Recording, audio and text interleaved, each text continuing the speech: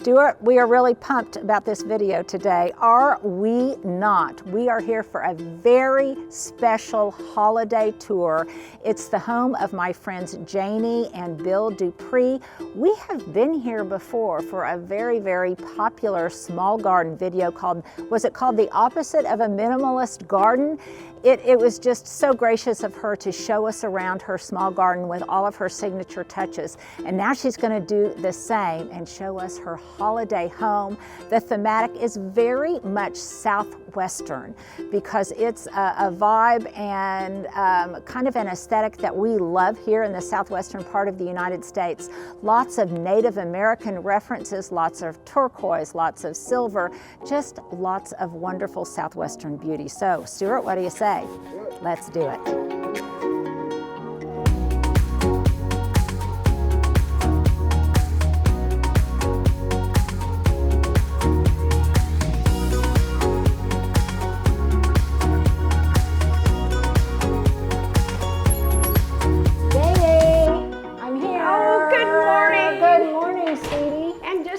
We promised. I know. She coffee. Even when I told her that we were going to become doing a house tour, she so graciously, as she always is, and asked me if Stuart and I would want hot coffee when we got here. William, Merry Christmas, sweetie. Good morning. And so anyhow, what we're going to do, because there's so much to digest here, there is so much to see. So we're going to, even though your home is how many square feet?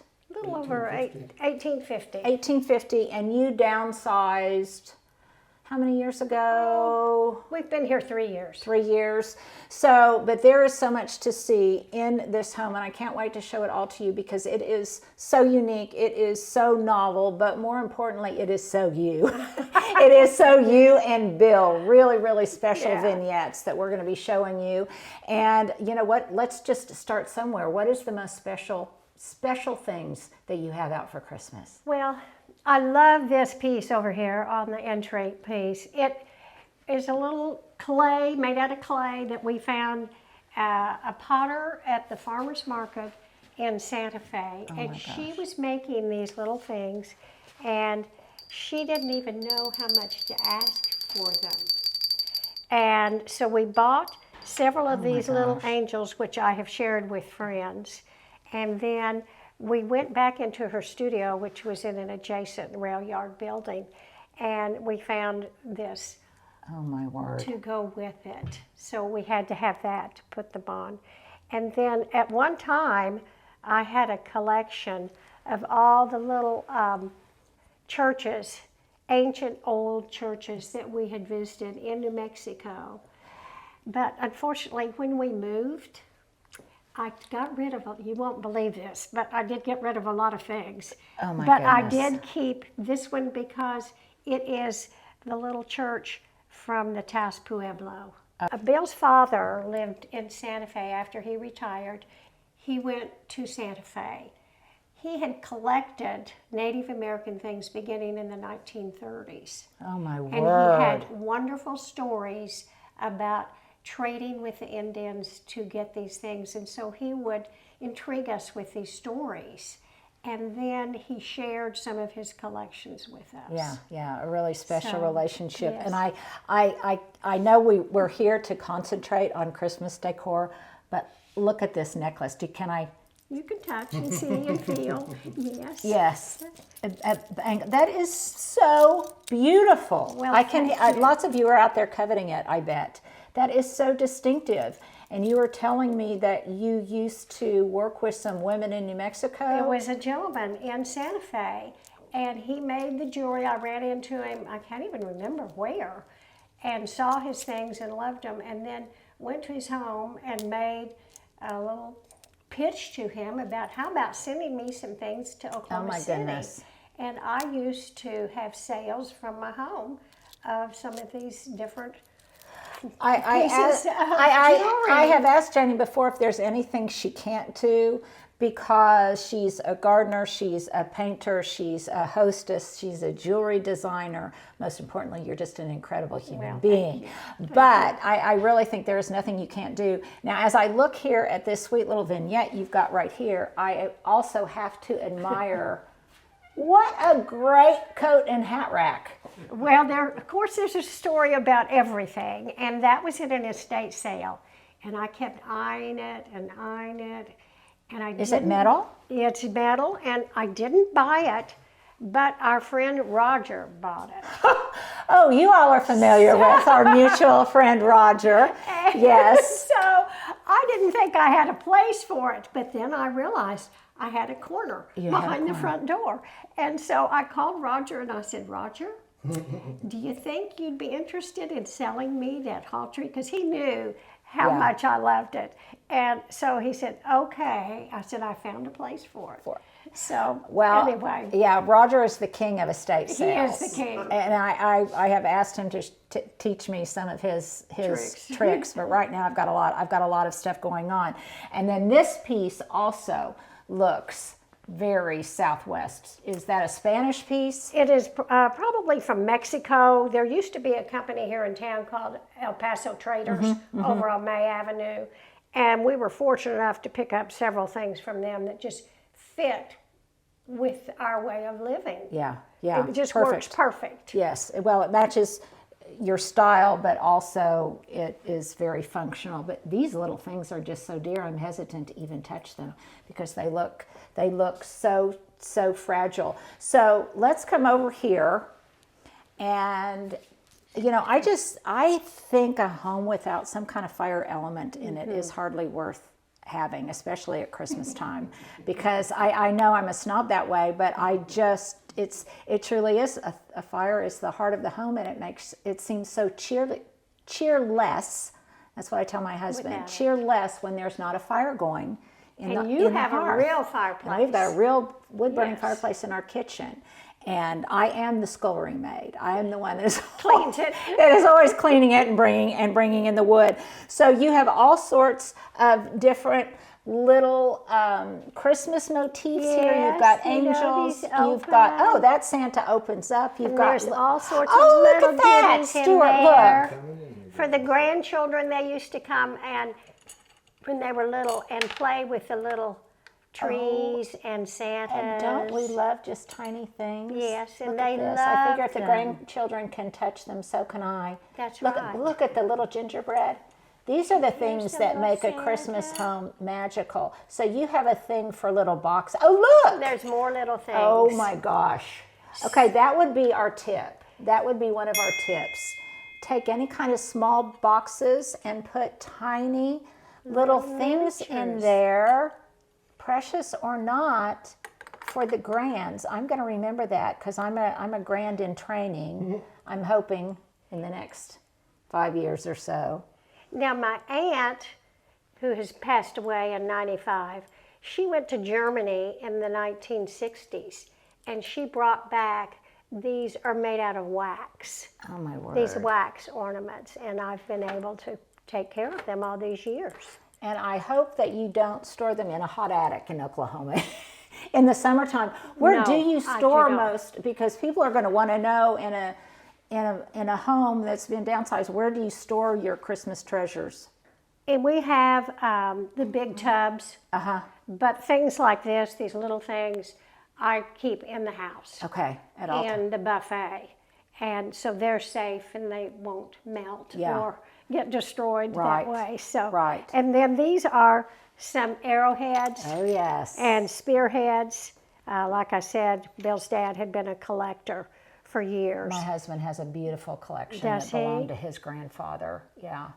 And I bet is there a rose rock hidden underneath? No, the rose rocks have, let's see, I do have one out someplace.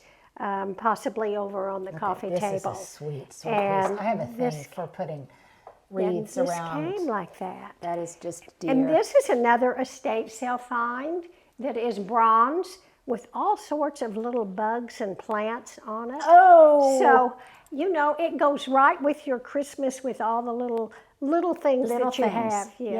Yes, and it speaks to the gardener in you. That's right. So you are a secondhand thrifter, estate sale person like I am. I think I'm going to have to start hitting the resale shops. Yeah. Janie was admiring my jacket, so we're going to have to go clothing thrifting sometime soon. And if any of you love Santa Fe as much as we do, then you might even recognize this snowy scene. The inn at the Loretto, our friend Bill Patterson, he was in the La Fonda Hotel and he painted, it was snowing, and he painted the chapel of Loretto there in Santa Fe during the snow. He is one, we have several pieces by Oklahoma artists, and he is certainly one of the best. Of them. Yes. And that's an iconic place. Now I spy something over here.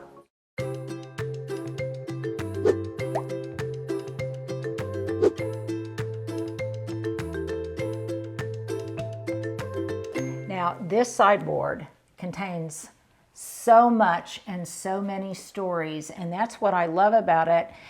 And the other thing I love about it is this principle that you demonstrate, that just because you live in a smaller home, you can't constantly like play with your things, because this is one of the most, well, maybe now this lava Christmas candle. How fun is that? Well, a friend brought it last year and I just loved it. I just thought it's just an icon of the past. Yes, it really is. And as is the entirety of the display that you have here, because Stuart and I have coveted this for a long time. It was one of the first things we saw when we came in your home last time we were here. Tell me a little bit more about this brilliant picture and glass collection. These were giveaways at gas stations, oh gosh, probably in the 50s. And they're done by A.C. Blue Eagle, and he's taken some of the tribes of Oklahoma and painted images of different of the Indians in their native garb, whatever would be appropriate for their tribe. And I had a few of the glasses. I didn't have a whole set, but I found the ones that I was missing at an antique store over on 10th Street. And then I came across the picture. What a score. And then, to top it off, I mentioned to some friends of mine about, I didn't have the complete set because I did not have the tray. Wow. And one day, for my birthday, they surprised me. They called and said, we want to bring something by to you. And they had found it, and of course it was all dusty. And they said, we can't wait to see what after you clean it up. And it is a real treasure. You just can't find a complete set. This is a magnificent set, and it harkens back to the 50s. Yes. It harkens back to our beloved Native American culture here in Oklahoma.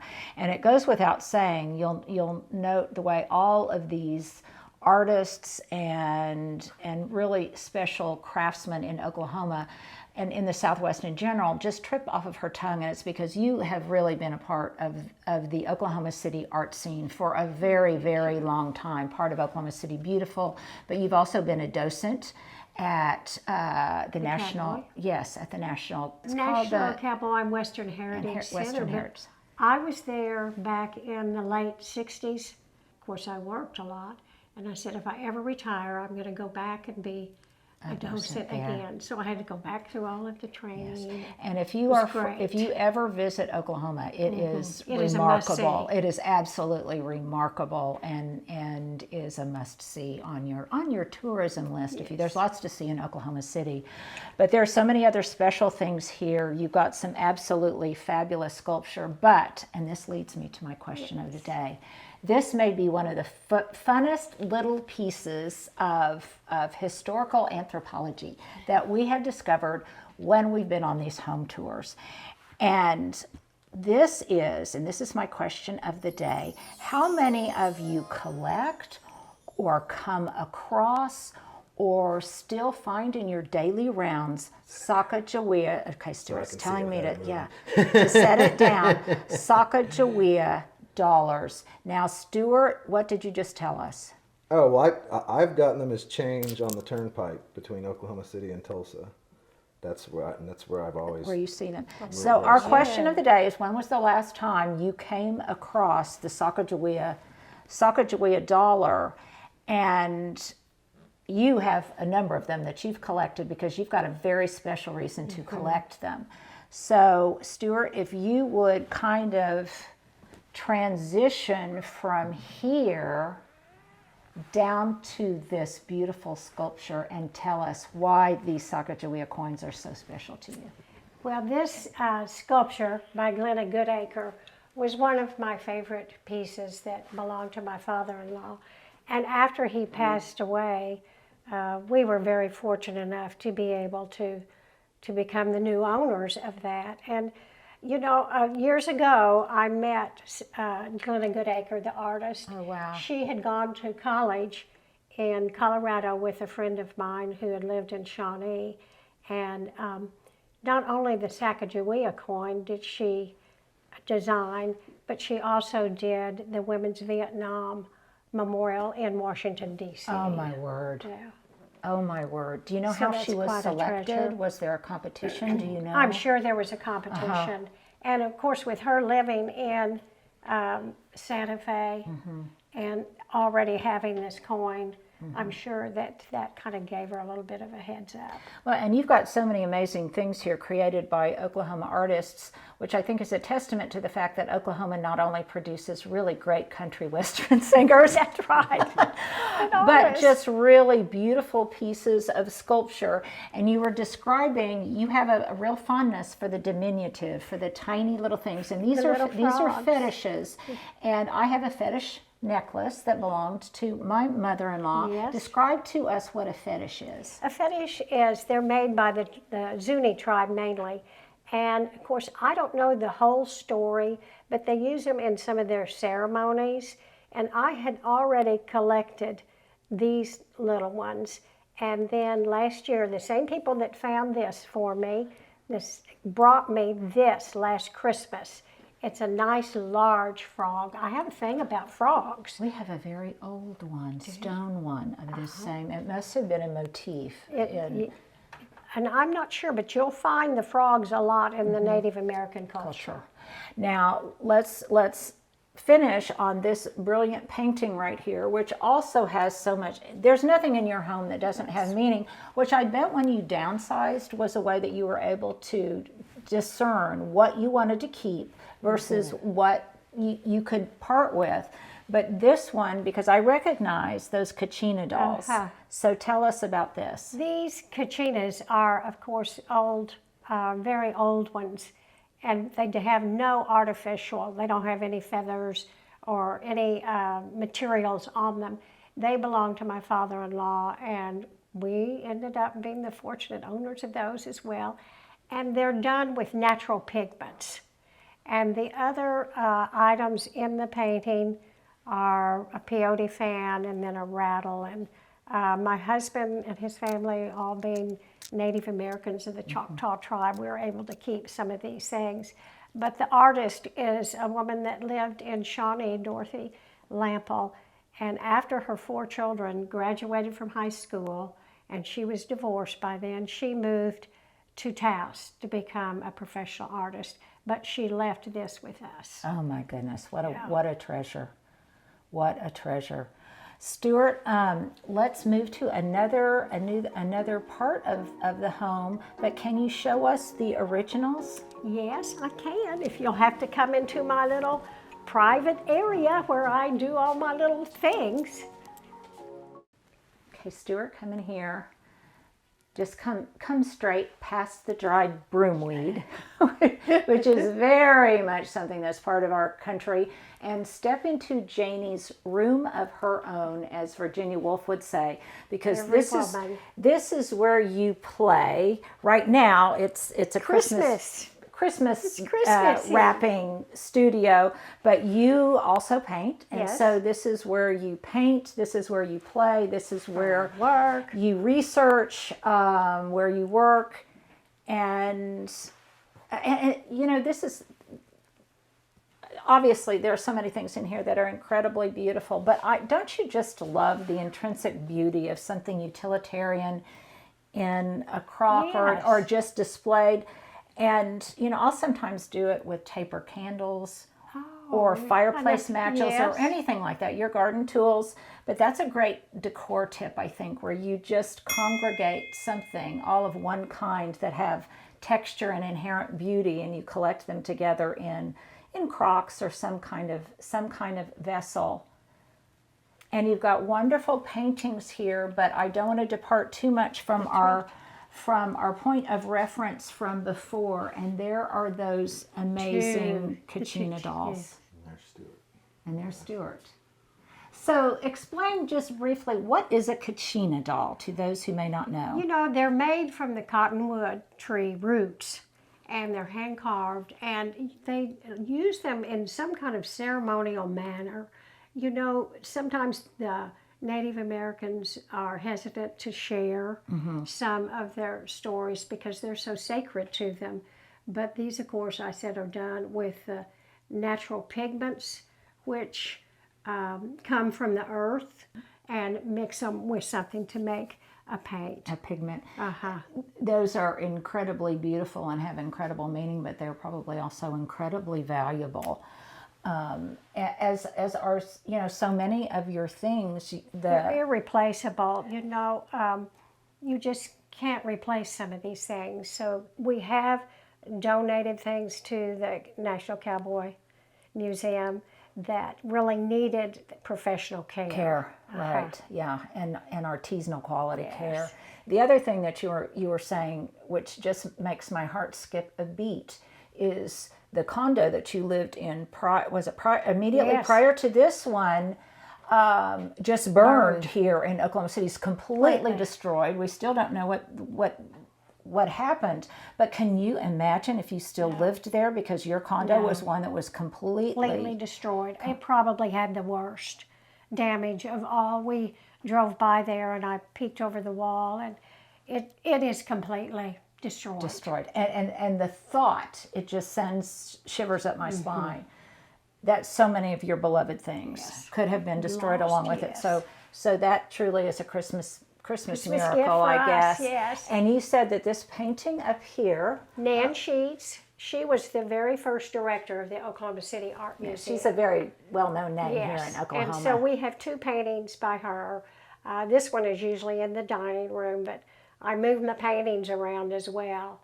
And then all the pots over here are done by Monty Hoke, who is another Oklahoma artist, and he was an art teacher, and he has a lot of students that are still doing pottery. Yeah, we have some painting that we just love from Jacobson, who is Oscar Jacobson. Yes, Oscar Jacobson. Look at these beautiful feathers. Do these have special meaning? Well, my brother, who passed away a few years ago, he was quite a hunter, and on his last hunt, these feathers, I think, came from that hunt.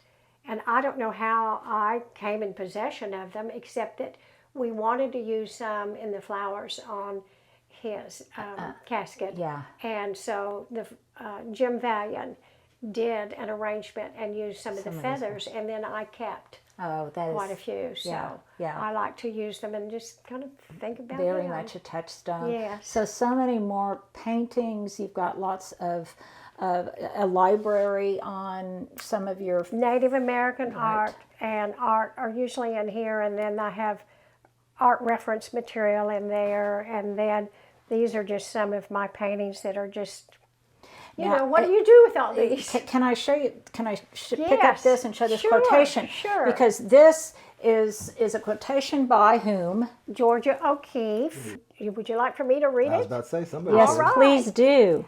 She says, I decided that the only thing I could do that was nobody else's business was to paint. I could do as I choose because no one would care. Oh, and how wrong she was. And everyone cares. So here's a little personal trivia.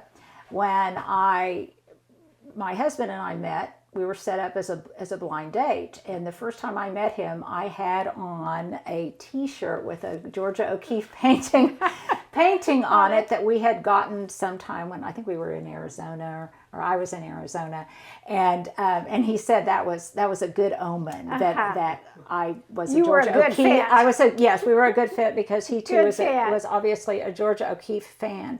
Well, I love this. I love how orderly everything is, and I love the fact that you have a room of your own, even in even in a little space, and it gives me hope that because everything is just so orderly, so loved, and so beautifully curated. Thank you. Thank you. Well, I said that the fireplace was the heart of the home, but really it's the kitchen. So we're here in Janie's kitchen, and I have to say one of the reasons that I love to come visit you is it's so important to have people in your life that you really admire, that you consider to be role models. And when I grow up, I want to be you, as active, as engaged, as smart, continually curious. It is Try just to be, yes. Continually curious, from the gardening world to the art world to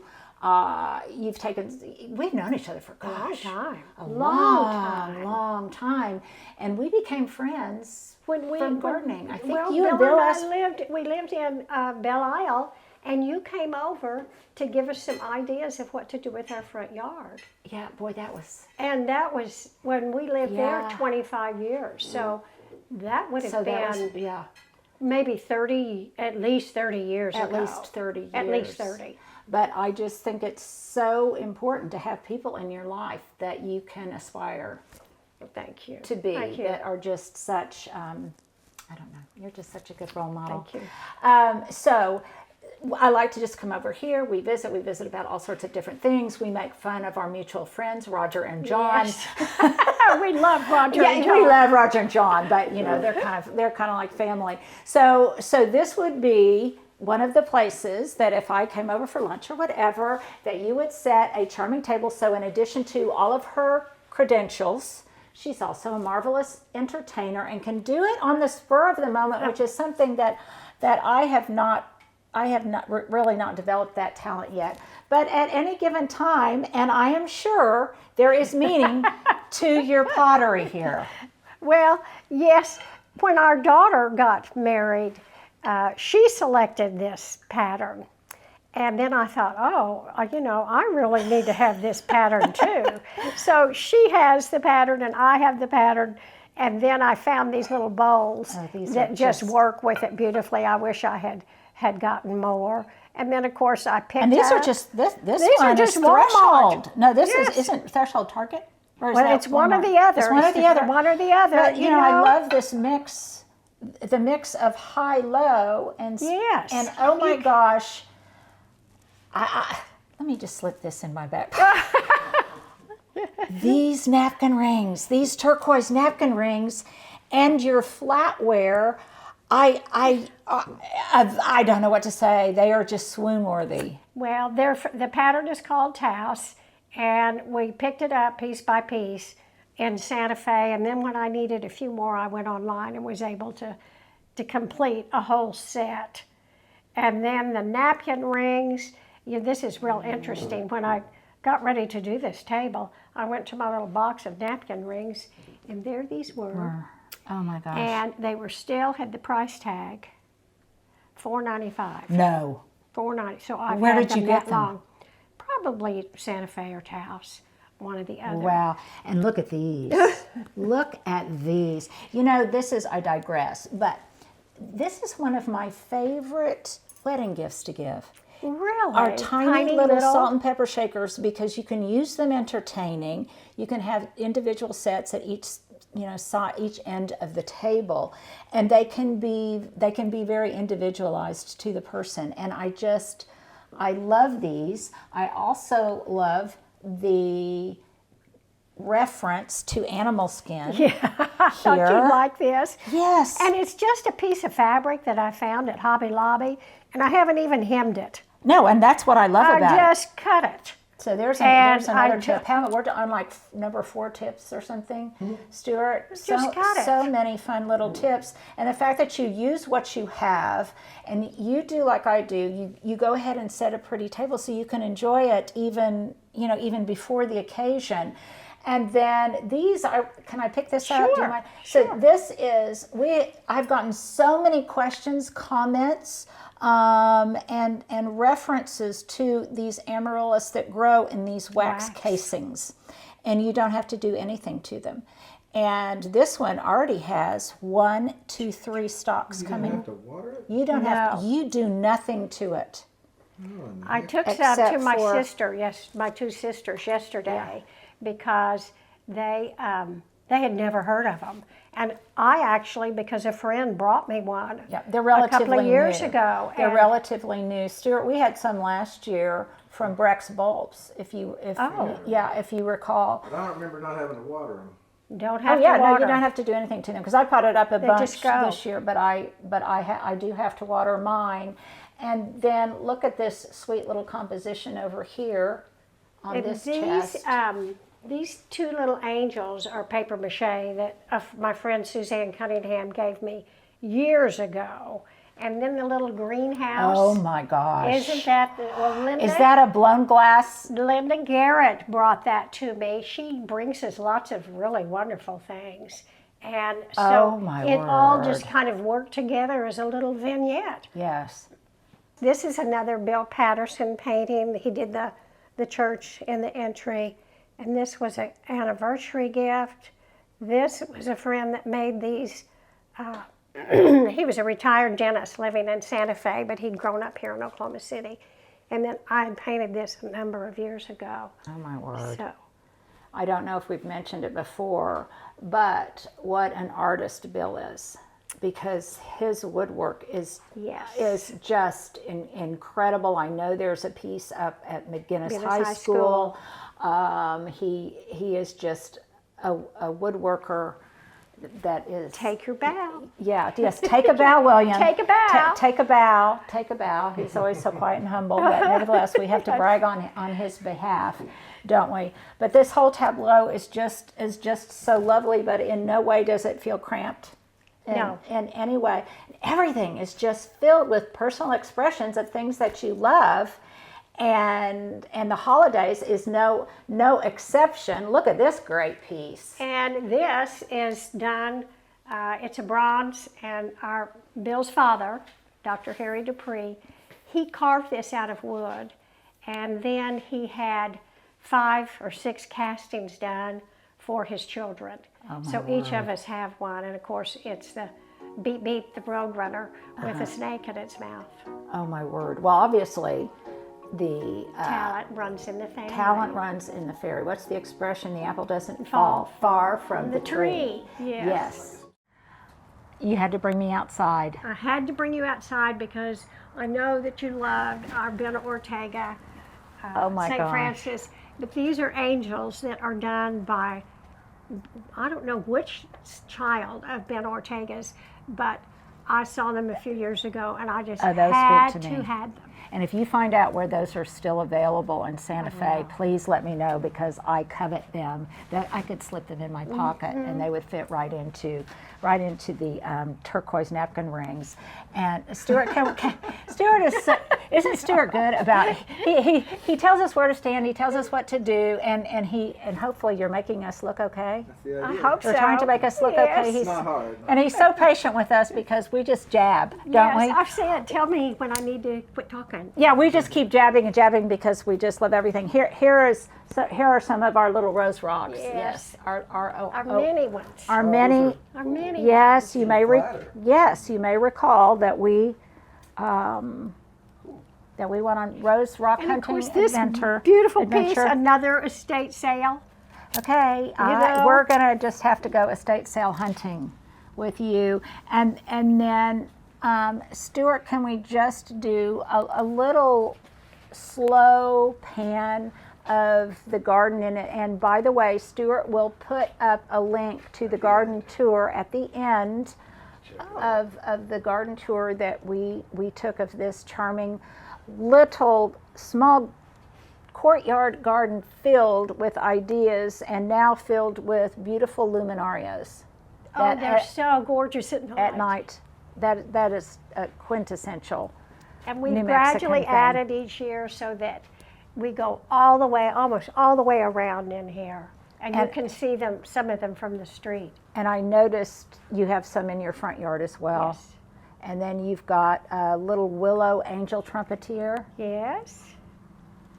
So it's a natural segue of your Christmas look from inside to out. And the Indian, he came out to where St. Francis was in the summertime. And he goes back, the Indian goes back inside in the wintertime. And I just love that bird Yeah. sculpture too. I love the way that you play with your things. You don't just put stuff in one place. No, they've got to move around. I think that goes along with just being curious I think so and too. not static. Well, and also just wanting to create beauty, and how many different compositions can you come up create that look pleasing together, and how you can use one thing in a new and distinct way. It Just move things around. Yeah, it's very much part of your signature style. Well, Janie, we've just come inside and you referenced the Ortega St. Francis. Yes. That is just really, it's iconic. I've used that word several times, but it very much is iconic, decked out with mistletoe and greenery. And then you've brought your gardenia in. You said you cut it back very hard. And of course, what would a gardenia be without a partridge in a pear tree? Partridge in a gardenia tree. A gardenia. Yeah, that's a fun. I love that That's idea. a That's fun. another little tip to take a special ornament or something and hide it. You know, Yes. so that it's a pleasant little surprise. And then you've got some more treasures here on your mantle. I think mantles are just indispensable. So if you don't have a fireplace, how do you have a mantle to decorate? I have no idea. Yeah, You figure out a way. I guess you think do. You do. You figure You out a way. figure out a way. Now, you referenced earlier the very beautiful, very primitive, unadorned Kachina dolls that were done with natural elements, or colored with natural elements. But here are some that you can get now Yes. that have Yes. really been tricked out, really been Yeah. zhuzhed up. They've used, fur, some kind of like rabbit fur, and it looks like they've used some felt and different pieces of leather.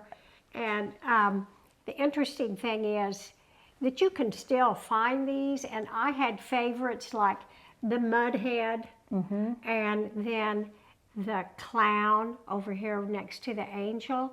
And when we were at one of the pueblos in New Mexico, we got to see the clowns in person. Now I have to tell you, that would kind of freak clowns. Clowns kind of give me the creeps. Well, They kind of give me the creeps. However, I'm sure I would have enjoyed it, but I would have enjoyed the buffalo. the buffalo The even more. buffalo. My husband is He's a buffalo man. crazed. Well, Buffalo you know, crazed. they have this wonderful ceremony in, I think it's January or February at, I think it's San Ildefonso, where they come down from the mountains and they have the buffalo heads on. Oh my word. And we were planning to go to that one year, and someone got sick or the weather was too bad or we couldn't go. And then the beaded moccasins over by the candlesticks, they're quite a treasure Oh, too. I can imagine. My husband has a few beaded things now. I just have to say, there are so many little delights everywhere, but nothing has maybe made me smile more than this tiny little cricket down there. You're one of the few people that knows what it is. Oh my gosh! Cricket it is on the so hearth precious. is good luck. It is just adorable. I think I found him in San Francisco years ago in one of their little curio shops, and he's been on our hearth ever since. Oh, absolutely delights me. And then I have already, Stuart, did you hear me squealing with delight outside? Stuart makes fun of me and the way I squeal with delight. But oh my gosh, this piece of this turquoise, my sister Meg in Indiana, Meg, I'm doing a shout out to you. You would have the vapors if you were here, because there is so much gorgeous turquoise. You just wouldn't believe it. You can pick it up. Man, look at Yeah, this. you can pick it up. Look at that. and then the little copper at the end. And this was an Oklahoma artist, Charlie Pratt. And the first time I ever saw one, it was a big, big turquoise corn. And of course, I didn't have any money to buy one.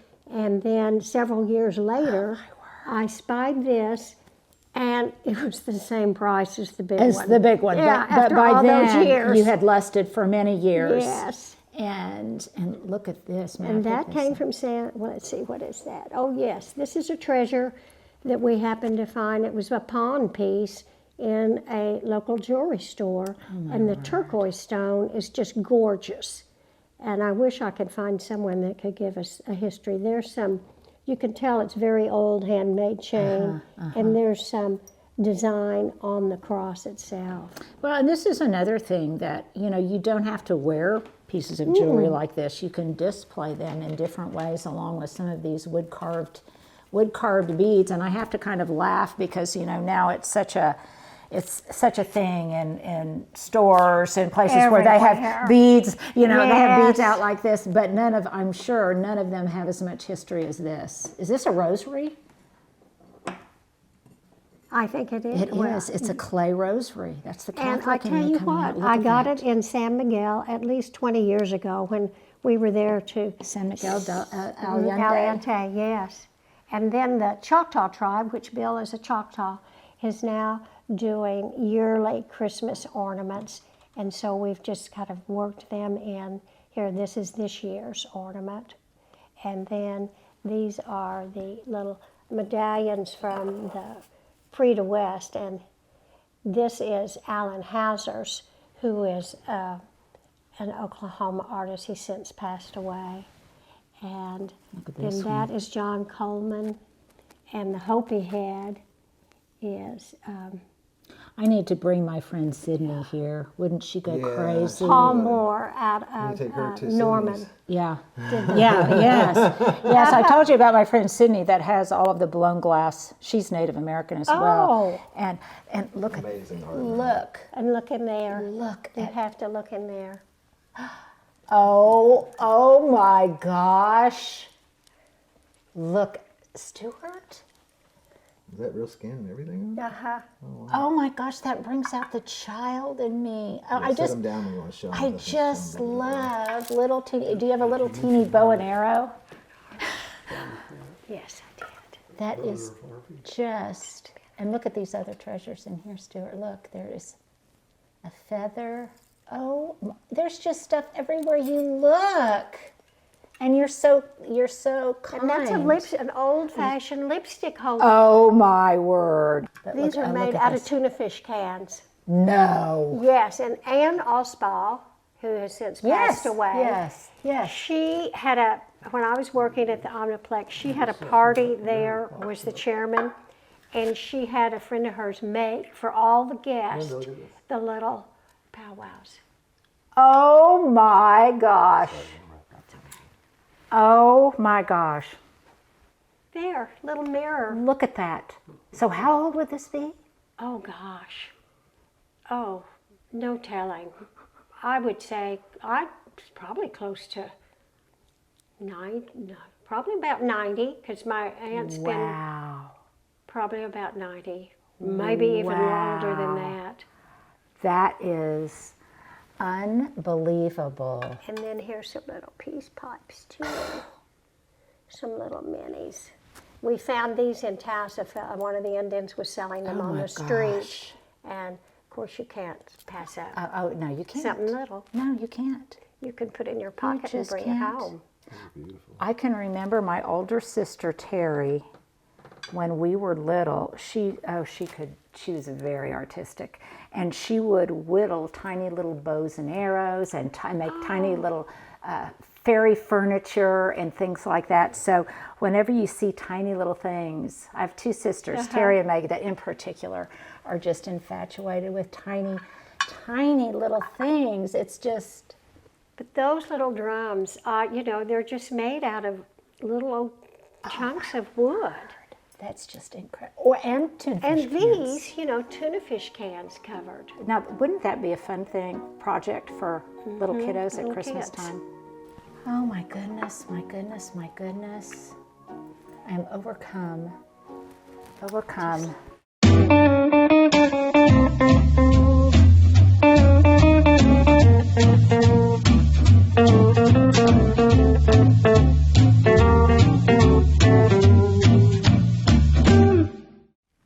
Now, before we talk about your beautifully set table, you and I had an interesting conversation, and this leads me to a second question of the day.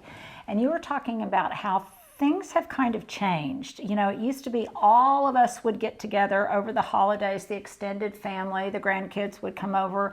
And now so many people want to start at a very early point in their marriage to establish their own Christmas traditions. And so they want to be in their own homes for Christmas, and the gatherings will be on a separate day or at a different time. And I think that's kind of fascinating. So that's my question for you. If all of you have kind of noticed that change a little bit, because you know, as long as the grandchildren were little, they used to always come to grandmama and grandpapa's house. That's not so much true anymore. Now, even at young age, they want to establish their own Christmas traditions. Their traditions. But also it's because we're all so spread out now. Yeah. You know, it used to be you lived near your grandparents, and now you don't. You live halfway across the country.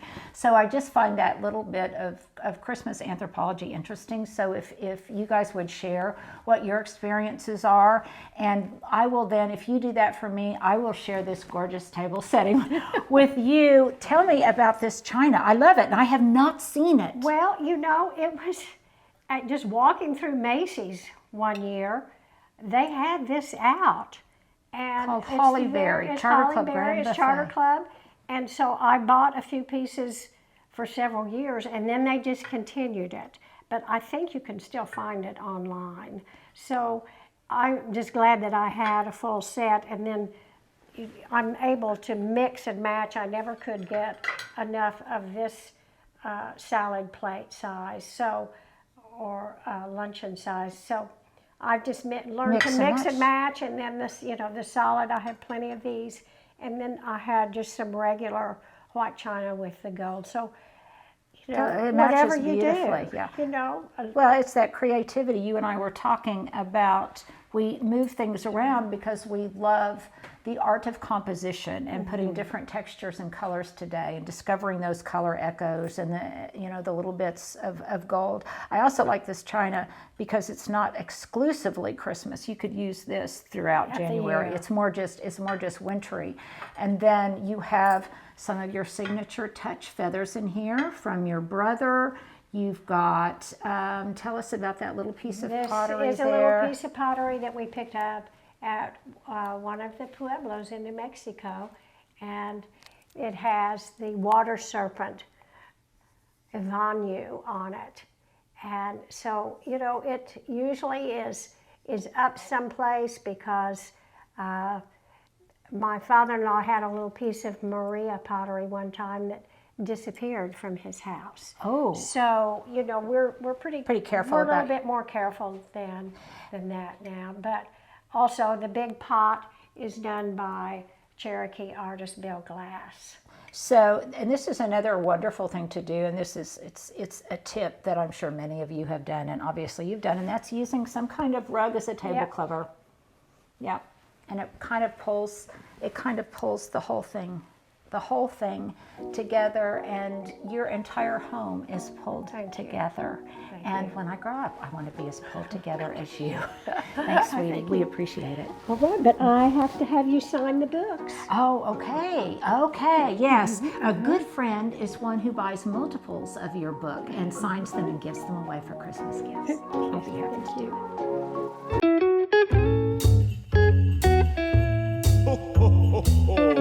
Merry Christmas.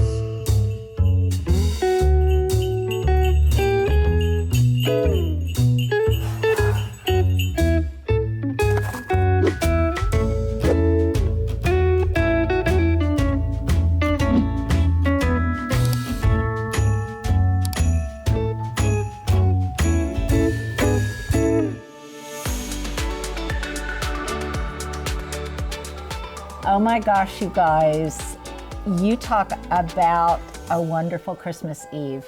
I'm here with my friend, George. Yes. How long have we known each other, George? At least 20 years. At least 20 years, which ages both of us, because it's... I'm older. Well, it's been about 20 years since I started doing a For-Your Garden segment on Channel 4.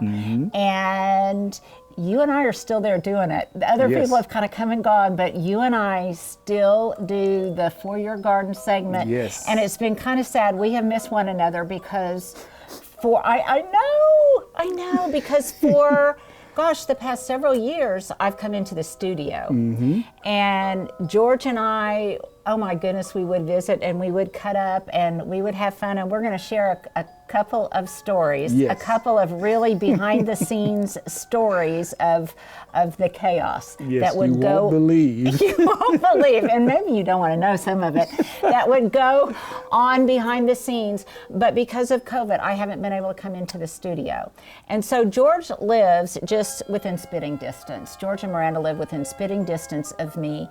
And though this is the first time I have seen your Christmas magic, and George is extremely handy, and one of the things that we would visit about in between segments was all of the projects that he had going on, and especially during COVID when we haven't been able to see each other. You so sweetly send me little videos and pictures of your Thanksgiving, of all of the holidays and stuff, and Yeah. we share that back and forth. And look at this little magical scene.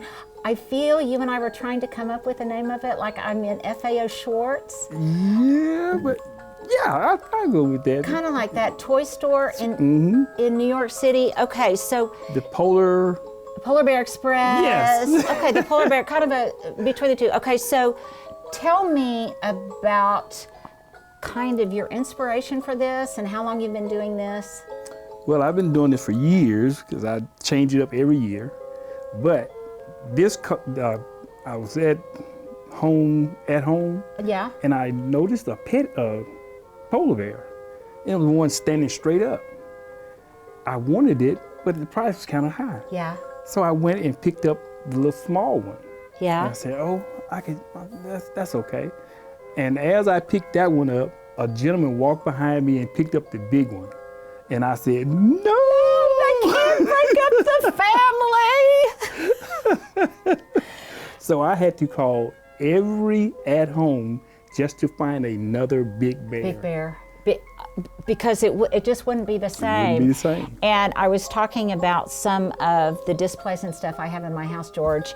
And you know, from my displays that I would do on the For Your Garden set, I love to tell little stories Yes. with things. And obviously, you have done that. And this is just, it is just absolutely magical. I love that Santa has his miniature reindeer, and actually I'm on the other side of Mama Claus. What is she? She is holding a candle And a wreath. Yeah, and a wreath, and playing Hark the Heralds. Yes. Let's be quiet for a minute so we can hear. Okay, if I didn't have the Christmas spirit before, I really have the Christmas spirit now. This is absolutely charming. So talk to me a little bit about, now, did I say that you were the cameraman there? I would call you El Director because he would tell me what to do during the bumps and what looked good on set and what didn't look good. But talk to me, in addition to your camera skills, about your engineering skills and how you constructed this. And it looks out his fabulous picture window at one of our local parks. And is this where you play tennis all Yes, the time? I play tennis out there all the time. So one of the things that we always talk about is what tournaments you're playing in, and The Ghetto so Classic. yeah, and so I don't know why I thought you were playing at Will Rogers Park. I thought that's where you played your tournaments. Anyhow, I digress. Well, I played there too for tournaments too. Okay. Well, I played at any tournament they threw out, I would go to it. And let me also say, you guys, this is truly a Christmas miracle, because I don't think in the entire time I have known you, in 20 years, I've ever known you to be on vacation. And when I called and begged him to do this, He said he was on vacation and I about fell over. So that is truly a Christmas miracle. Okay, so tell us about the construction of this. Well, first I put in my mind that I was going to build this set with the bears, and I had to get it up high enough to look over the window, Right. and so people could see it as they drive by. I had the sleigh, the Santa, and I had to buy some trees because I wanted some trees in the background, and I wanted the snow and everything. So I built it up high enough so we can see it outside the window and make sure that people can enjoy it as the way I do, because I really enjoy it. My wife found the little present boxes there and fit perfectly with the colors and everything. Yeah. So it's just a work in progress. I add to stuff that I keep over the years, and I just keep it going. Well, and what I love about it is it's just the right amount. You haven't done, you haven't done too much. You haven't gone overboard with too much stuff going on. And that way I think the drama of it and the charm of it really travels down to the Right. street. So when people go, you're kind of on the way to downtown. So when people are going downtown or they're going to my neighborhood or whatever, they can come by this. But speaking of detail and simplicity, let's talk about the opposite of that, because I have wanted to see this for years. Yes. I have been hearing about this for years, and is there anything more Christmas spirit-like, more traditional? Let's just pretend like we're going back in time in an old Christmas movie, and I want to go and see your train set. Yes. It was my child's chain set. He grew past it, and I loved it. So I kept it going. Oh my I gosh. kept building on it. And that is an understatement. And here's a little inside scoop of a lot of the people at Channel 4. A number of them are really a bunch of grown-up kids, and they're obsessed with train sets, Yes. including Mike Morgan. The weatherman. Who else up there? Oliver Murray, who's retired now, but he's just as big into it. He actually pulled me into the digital age of the train. Complexities of it. Well, it's absolutely brilliant. So we're not, let's move on. We're not going to hold you in suspense anymore. Let's go see this incredible train set. Well, if we're going to start any place in this magical village, I would practically call it a village. I guess you would call it Georgetown. Georgetown. Named after yourself. And this is incredible. Thank you. This is absolutely incredible. So when you started this, you said it was when your son was little. So little being what age? What age do most? 4. About 4. Okay. And it's obviously expanded, and Yes. Georgetown has grown over time and broken the bonds of where it was originally. But can you talk a little bit about like where it started and then how you decided to add on to it over the years? Yes. It started with the trains over here, which was Jamel's, my son. Okay. And it started with a circle. I put it around the Christmas tree. Of course you did. Of course you did. When he grew out of it, I decided to make it longer, make it a long circle. And from there, I decided to put a mountain in between the circles. Then I decided to make an L shape and extend it and add buildings and plants and trees and put all kind of machinery on it that like they were always working. And I would have fussed at you if you didn't add plants and trees, George. But I mean, look at it. Parts of it remind me of Colorado Yes. because of the way that some of the trees almost look suspended, and you've got good diversity in your tree varieties. I like that. And the detail of like the little brush pile up there. Yeah. How cute is that? So would you see a picture and then try to replicate it with pieces, No. or you would just tell your own little stories? It's all mental. As I put it together, it was nothing, no picture anywhere. I just mentally just decided to do it. Stuart, can you show how, of the original train set, there's a light that goes on and off, and it's kind of hard to convey through the camera, but it feels very alive. Yes. Because when you look at different components of it closely, you can see this is the newsman in you. This is the Yes. cameraman in you. Yes. There's like different crime scenes here. And oh, look at Person, the little look at the dog. little dog. Oh, Person on the- man down. This was a bad accident. A bad accident. You've got. Oh, look at the little man over there doing a survey. Yes. The detail is absolutely breathtaking. Down to the way that you even, like the front loaders and the construction pieces, you have material in the front loaders. Yeah. You have helicopters suspended over and Military base on the backside. military, because you were in the military. No. But your son, though. Nope. My uncle. Your uncle. Okay. And he tried his best to get me to go. Well, I knew you had a family Yeah. connection. So there's a military base on the other side, and then this is just so smart, and yet it had to be pointed out to me that you've got a backdrop. Stuart thinks that's funny. That you have a backdrop of a mirror to show the complexity on that side. Yes. And all of that is newspaper and foam. Did you make that? Yes. Newspaper and foam. Wow. And this is just Little Just- grass that you buy at a little harvest store, little hobby novelty store store. things. Mhm. Okay. And here, who's sitting on that little Well, bench? that's a little story there. Oliver Murray gave me that. It's a man taking a break, Oh. and there's a bear coming up behind him while he's taking a break. Oh my gosh, that is so dear. That is just so dear.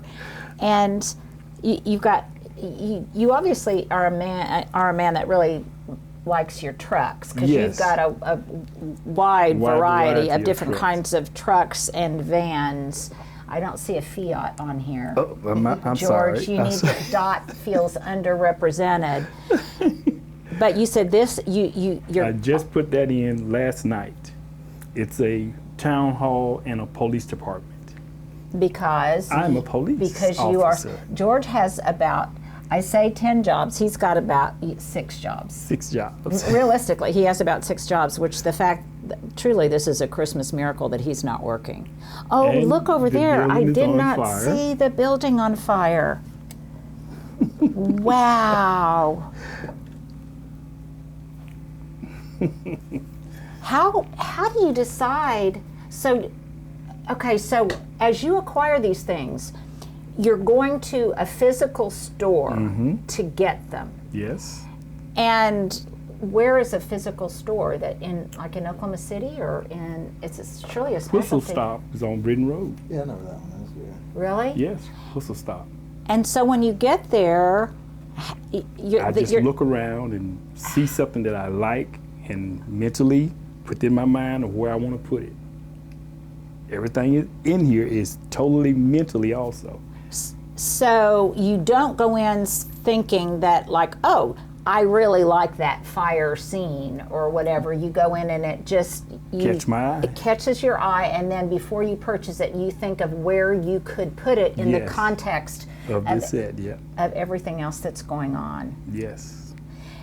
Now, some of these, like these That's are a Ford plant. It's a what? Ford motor plant. A Ford motor plant. Oh my gosh. Look at and I love the juicy fruit. Yes. Oh, here we've got a refrigerator truck. And I feel like I'm a drone flying over a city. I know, and like I say, the complexity of all of this stuff. Stuart, your little boy is really coming out. My dad had all this stuff, so it is memories. Well, the buses over there is, I mentalized that as being a tour guide, a tour group coming in to visit the Ford plant. Oh my gosh. Okay, if that's the Ford plant, what is this? Do I see a Chevy That's over there a- right next to the Ford plant? That's a place where they store all of the parts for the motors and stuff. They build them in this plant and they store it in that plant. So that's why they got the trucks over there backing up, picking up the parts, and then they pull them out and take them to all the other distributor places or dealerships. So why is there a Chevy in front of the Ford factory? Because people work at different places. Look at all of the cute little convertibles. Very cool. I mean, what an imagination you have. Yeah. And then the city folk meet the country folk Yes. over We got- here. You got And the you've got livestock. livestock, horses, cows, little farm. And so I asked you earlier if you ever saw a picture of something and you thought, oh, I'm going to replicate that in my train set, and you said no. No. It just all comes from the own story that you're telling yourself, and how it comes together. Oh, and This the oil oil plant well! I just now saw the oil well. Yeah. Believe it or not, the chopper blades spin. I just don't have the batteries on right now. Oh my gosh! And where did you get the for KFOR truck? I actually bought a truck and painted that. Of course you did. Of course he did. I had one of the graphic art guys make me the little pictures, and I put it on there and made it look just like Channel 4. Because you don't sleep. No. Because you never sleep. No. Okay, of all of this, what is your favorite thing? Actual just running the trains. Just running the train. It's the experience of it. Yeah. Now, I don't want to be too crass, but I know lots of people are going to absolutely be captivated by this. And I know you've made a lot of these things, so your time is worth a lot, but what kind of investment how much insurance would you have to have on something like this? Because I've got to imagine it's valuable. It's valuable. The time would probably be 10 years in developing it. Yeah. Because I would take something and I would work on it all night long. If I got off of work, I would start working on it and wouldn't stop until like 5 in the morning. Oh my gosh. And from a financial investment, is each part really pricey? Is it something you really have to save up for and make sure that you get that special piece? If you are into it, Yeah. price doesn't matter. Perfect. It's the perfect answer. It's kind of like gardening. When you want to have something, and it also sounds to me like when you get in the zone. You're in the zone. You're in it. That's a very good analogy. Yeah, and I can so see how you can get in the zone. And the other thing that I love about this is these train sets is kind of an inner world because the gift that you give to passersby and everybody that's in the park from the scene that you've got that you can see through your front window, but this is just The kid in me. it is the kid in stays you. there. So does your son is he as enthusiastic about as you are, or No, he has other things. that he's But he loves the train set. He comes up and he looks at it and he want to play with it. And he knows that was his and that's what started it. oh, that is so, So it's- precious. Part he is still. Yeah, well, and it's a legacy for him. And you said you have lots of nieces and nephews. Yeah, and they love to come by and watch it. yeah, because I'm surprised you hear about little boys all of the time, and all the old movies about train sets were always about little boys. But I can't imagine a little girl would go crazy with something like this. Yes, they do. They do. it would just be so fun to decorate and create. And what an imaginative device for a child. Yep, because they point out every little item that we don't normally Even look see. at. They would be close up and they, look at that little horsey, look at the little truck. That is Just excited. Yeah. Well, because it's their scale. It's just closer to their world. Right. Well, this was the best Christmas Eve gift ever you could give me, Well, my thank you. friend. In Thank addition you. to getting to see you, you know I'll be back. Yes. Yes. And this is so fun. And by the way, my sister she just got married, and my new brother-in-law, Congratulations. yes, is also into trains. Oh, we so must when talk. they come to town, I must Yes. bring them over. Yes. Well, I'm sorry that I won't be in the studio on Christmas Eve, the real Christmas Eve. But Okay. I know, but I'll be back. All right. I'll be back. If nothing else, you come and you and Stuart can be co-cameramen in my backyard. There you go. There How's you go. that? We'll do that. Okay. Merry Yes. Christmas. Thank you. Same to you.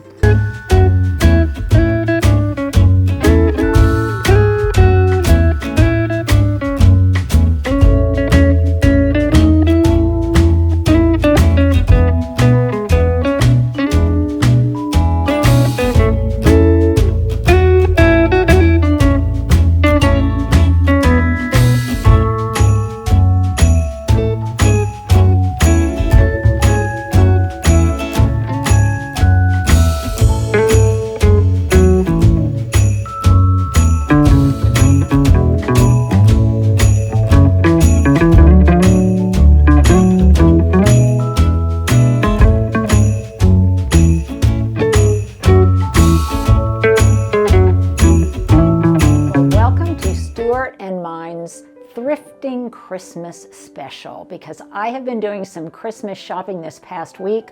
A lot of it, of course, I did at secondhand stores and at thrift stores, and I want you guys to come along for the ride. I want you to see what items I was looking for, what I actually found, and then some prizes that I did not expect to find, but that definitely I needed, or at least I thought I needed. So I want you guys to go along, come along with me, and some of the footage is just a little bit, I didn't do as much of it as I normally do inside the stores because Stuart and I really wanted to be mindful and respective of the other shoppers. Now, I've got lots of really fun things to show you, but this is a little tease because this, and you can see I've still got the tag on. I'm like Minnie Pearl with the tag hanging off. Stuart, you're too young to know who Minnie Pearl is, but this was my best score, and I can't wait to tell you about it, but I've got lots of other things. So Stuart, let's get to it.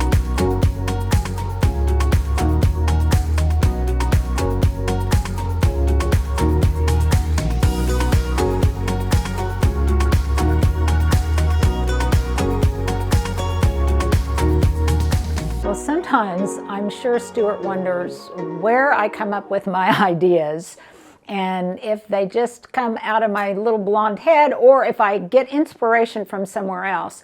And like so many of you, oftentimes I get inspiration from magazines, from Pinterest, just from, different visuals that I see, and I think I might be able to replicate them somehow. And this little vignette right here with these soft candy canes, which by the way are my favorite. Stuart loves them, and you can find these at the dollar store. They're kind of hard to find otherwise. I think sometimes I found them at Walmart, but if you find them, buy them because they are difficult to locate. So I saw this image. Stuart, let's put it up on the screen, and it was just this sweet little vignette of these soft serve candy canes. Now in this case, I did not get this stuff at the thrift store. I thrifted my basement because I had lots of these little, not lots, but I had a number of these little tiny pewter pitchers, which I adore, and they have been used for many, many, many things over the years. And then I had this little pewter tray, and I just was so smitten with the charm of this image that I saw on Pinterest that I just decided to replicate it. And it was so easy to do because I immediately identified and deconstructed the components of what was in that vignette. So this is my question of the day. Do you guys do that same thing? Do you see an image and really carefully deconstruct it looking at it as a still life with its respective components to see how you can put it together and you can recreate it, if not exactly, then in spirit. So this is my first little tableau that I wanted to show you. Well, before I buy new thrift store items, I always check to see if I've got some previously thrifted find that I might press into service in a different way. And in this case, it was this pine cone tree. Now, in past years, I have used it au naturel. In other words, just with berries and greenery. But this year, I wanted to do something a little bit different because I wanted to play up all of these pewter kind of gray cast metallics that I've got on my mantle. So this tree typically would sit flush, and that's how I've used it in the past. But then I thought, look at this, Stuart. It's hollow underneath. Can you see the construction of it? So I don't know if somebody handmade this or they purchased it. And I thought, well, I really want to elevate it and I want it to look like it's a real tree. So what I did was just get a thrifted candle holder and I just set it on top, and it's actually pretty stable. Now, before I did that, I wanted to festivize it just a little bit more. So I took some of these tiny little inexpensive Christmas ornaments and I hot glued them on there. If you look closely, you can see a few strands, gossamer strands of hot glue kind of floating around. And I thought I just like the way they give it a little bit of a brightness, and especially against the rest of the palette, which is kind of neutral and I won't say boring, but let's just say not very vibrant. I thought that would be a real shot of color. And then I had a little Christmas ornament that perfectly matched the colors of these tiny little ornaments. So I thought, since I didn't have a star, why not hang a wreath at the top of your tree? So if you look, when you enter my kitchen, definitely my fireplace is a focal point, and you can see that my tiny little Christmas tree with my inexpensive Trader Joe's boxwoods, which in the past I have hung and kind of framed these plates, but this year I wanted them to be a little bit lower and a little more simple and unadorned. To keep them fresh, one thing you might want to do is soak them in your bathtub as long as overnight. Then let them dry out before you put them into place, and then periodically mist them. Now, yes, mine will dry out probably a little bit faster than, or perhaps faster than yours, because mine are sitting on top of a wood-burning fireplace. But that's okay, because when they start to dry, they no longer look dry, they look preserved. And that's how I maximize and I get the biggest return off my investment. So I've got my battery operated candles in here, and I can have a nice little focal point for my guests when they come in. Now, these are some things that I have had in the past that I kind of resurrected, but let me show you some more of my new finds. I don't think anything is more beautiful and more classic than evergreen wreaths suspended from red velvet ribbon. But equally, if not more important, I love to flank my entryway with gorgeous evergreen hollies. They're just beautiful at the holidays, especially when you adorn these Oakland hollies with sugar pine cones, evergreens fresh from the garden, berries from your Nandina shrubs or from the holly itself. So if you want this same kind of classic beauty for your home, plant some Oakland hollies from the Southern Living Plant Collection.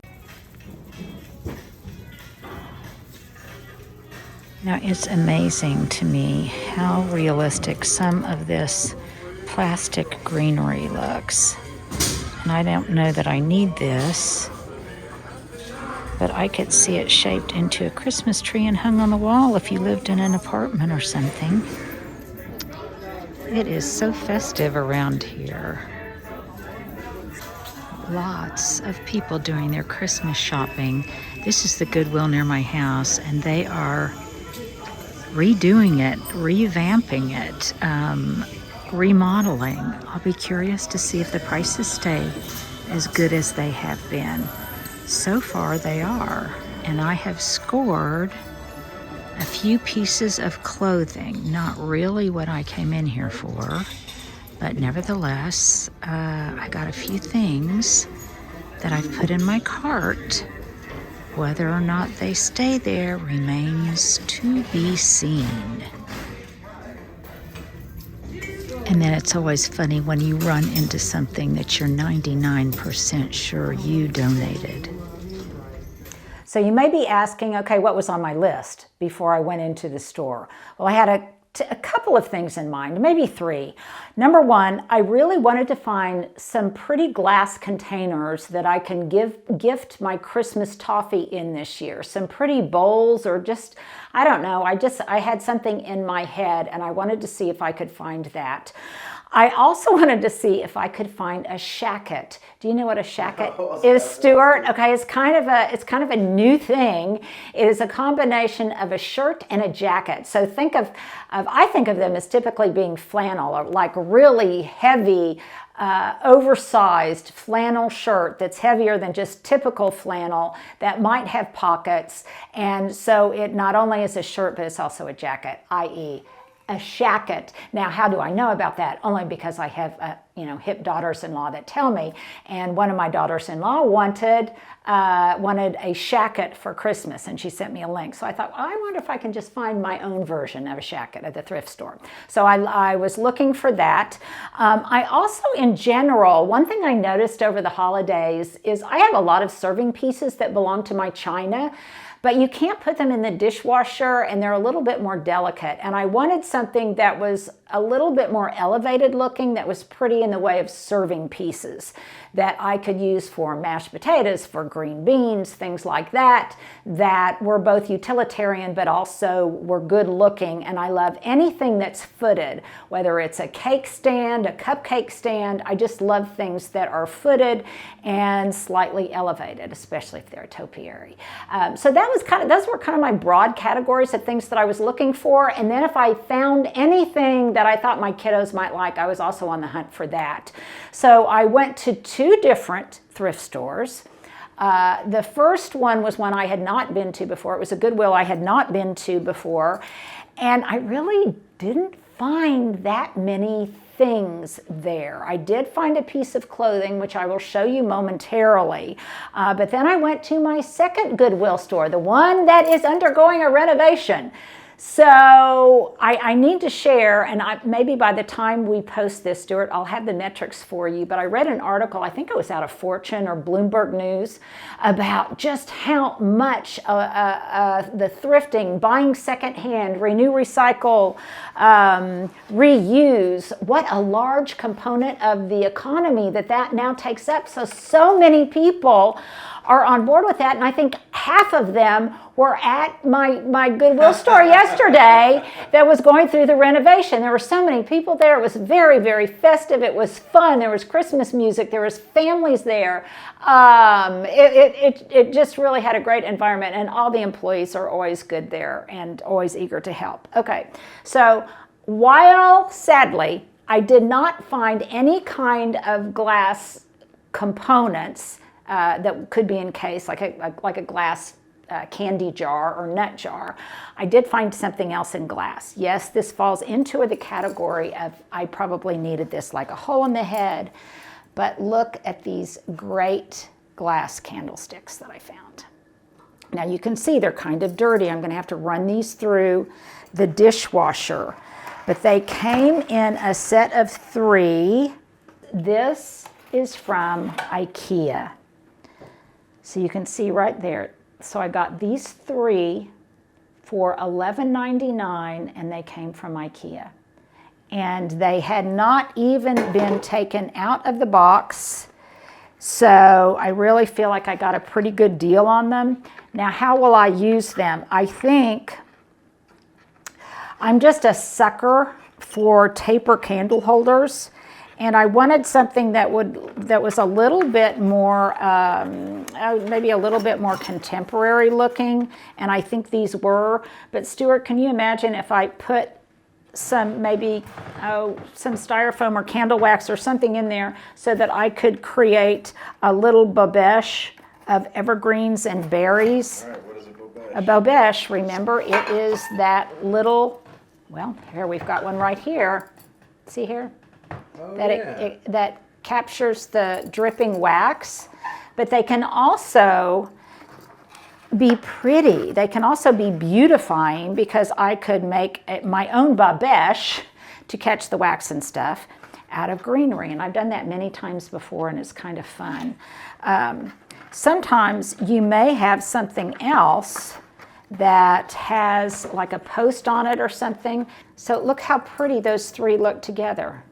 And then if I added some greenery around them, or I could also do something like use different kind of Christmas bulbs as finials. It would be fun if I had some really massive ones. One year I gave a friend of mine some huge red Christmas ornaments, and I think that would be fun. I was waving at everybody. You're waving it. Are you waving at everybody that you can see in the crystal ball, in the glistening ball? So that could be really fun. And I just thought they were good looking, and they'll especially be good looking after I give them a wash. So for $11.99, I thought that was a pretty good deal. Good deal.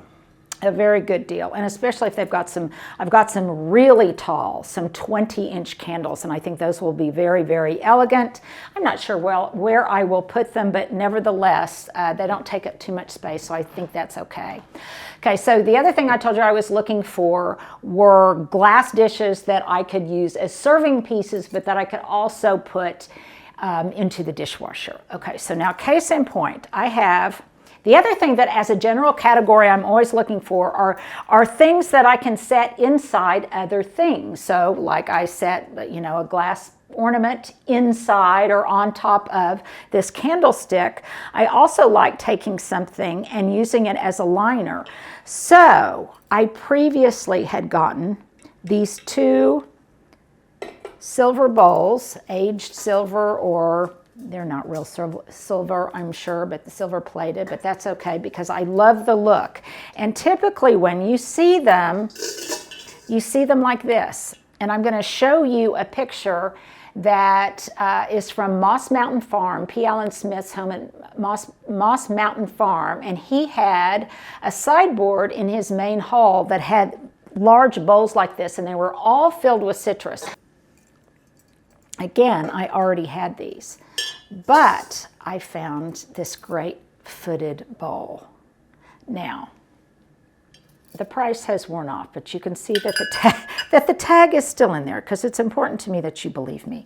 I think, this was $3.99. But in addition to my being able to use it and it looks great like this, I think that's good looking. I also like the fact that it serves as a liner for this metal bowl, for this silver bowl. That way, if I wanted to use this and fill it with flowers, fill it with, maybe something that I'm serving, maybe some kind of dinner item that I'm serving, and I want to use these metal bowls as part of my decor, then I can use this as a liner. Same thing with this smaller silver bowl, which is another category that I always look for when I go to the thrift store, smaller or larger versions of things that are exactly the same shape. What were you going to say, You could Stuart? put like a bunch of peppermints underneath there and have it look kind of cool underneath. Oh yeah, you could. You could put something, yes, you could.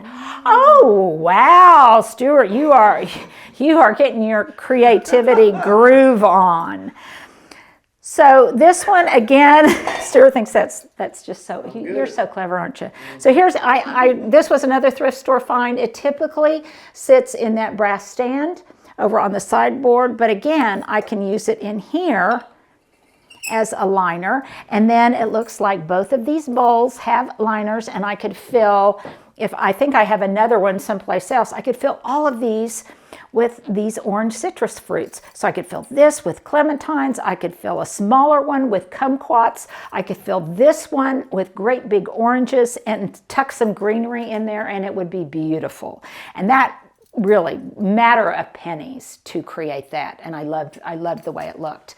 Okay, so back to what I showed you initially, where sometimes I take a picture and I just try to recreate the still life or the vignette. I saw another still life that I would definitely put into the category of like farmhouse farmhouse chic, and I saw this picture where they had taken just an enamel bowl. This is just a white enamel bowl. This one was $2.99. I think I got this at the second thrift store, but I love the way it looks. And Stuart, let's put up the picture of what my inspiration image was, because they had it filled with just some little evergreens, not unlike my little spruces that I dug up from outside. But I saw the other day that you can get them at Trader Joe's now, you can get them at Home Depot, and it was just a tiny little forest of 3 evergreens sitting in this bowl, and then it was mulched with apples all around it. And it just looked very country Christmas. It looked really fun.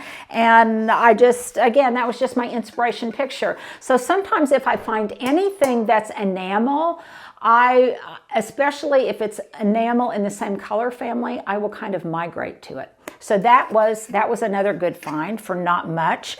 And wouldn't that make a really great gift to take to someone in a nursing home or even in the hospital or something, if you could, to give them a little Christmas tableau with miniature Christmas trees in it and maybe the fruit of their choice. Now, the other category of stuff that I'm always looking for or just anything that are just really, really practical. And this is about as practical as you could get.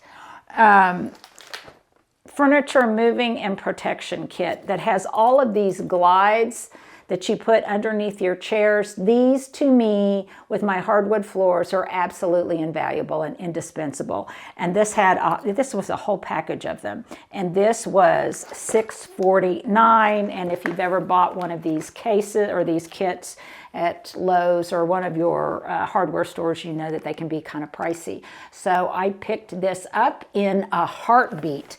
Now, Stuart, have I missed anything down here? Oh, this is my just little spruce forest that's on my dining room table now. And the little reindeer just looking up adoringly at it. All of these got, I can't remember if I showed this before or not, but they all got a fresh top dressing of beautiful moss and some pine cones. Did you see the little creatures in here, Stuart? Oh, you did? Okay, very good. So I think we need to move upstairs so that now I can show you some of my really great finds and how I'm not only decorating my home, but I'm also decorating myself for the holidays.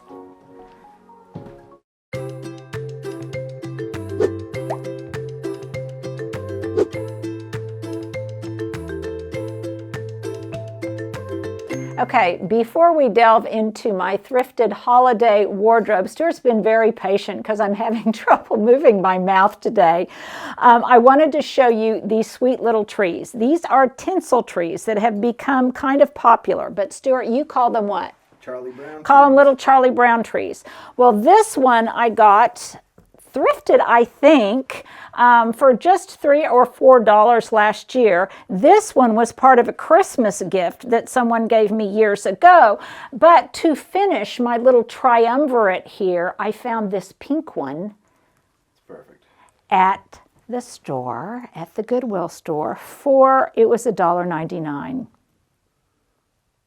And even with its cheap plastic base, I don't care because it's kind of hidden there behind this picture of my mom. So I think it makes for a fun little forest, fairy plum forest in my office, which kind of has plum hues in it. Okay, but I digress. So now let's get back to my holiday wardrobe or my winter wardrobe. Okay, so this is a shacket. Now this one really kind of went beyond my expectations because I thought what I'd probably end up finding was something in the men's section that was, maybe a heavy flannel hunting shirt or something, Stuart, you know what I mean? Oh, yeah. But I saw this one. I love the gray color. You can kind of obviously liven it up with a pop of color of something underneath, but I love it. And this one has pockets. So I'm wondering if this is like a real shacket, not just a pretend shacket, but it has a vibe and I like it. And wouldn't it be cute with leggings and maybe a black turtleneck or something? I think it would be kind of cute. And so now I too can be hip like my daughter-in-law with my own shacket. So I love this. I think it's cute. I like the buttons on it. I also like the fact that it was $5.99. Boom.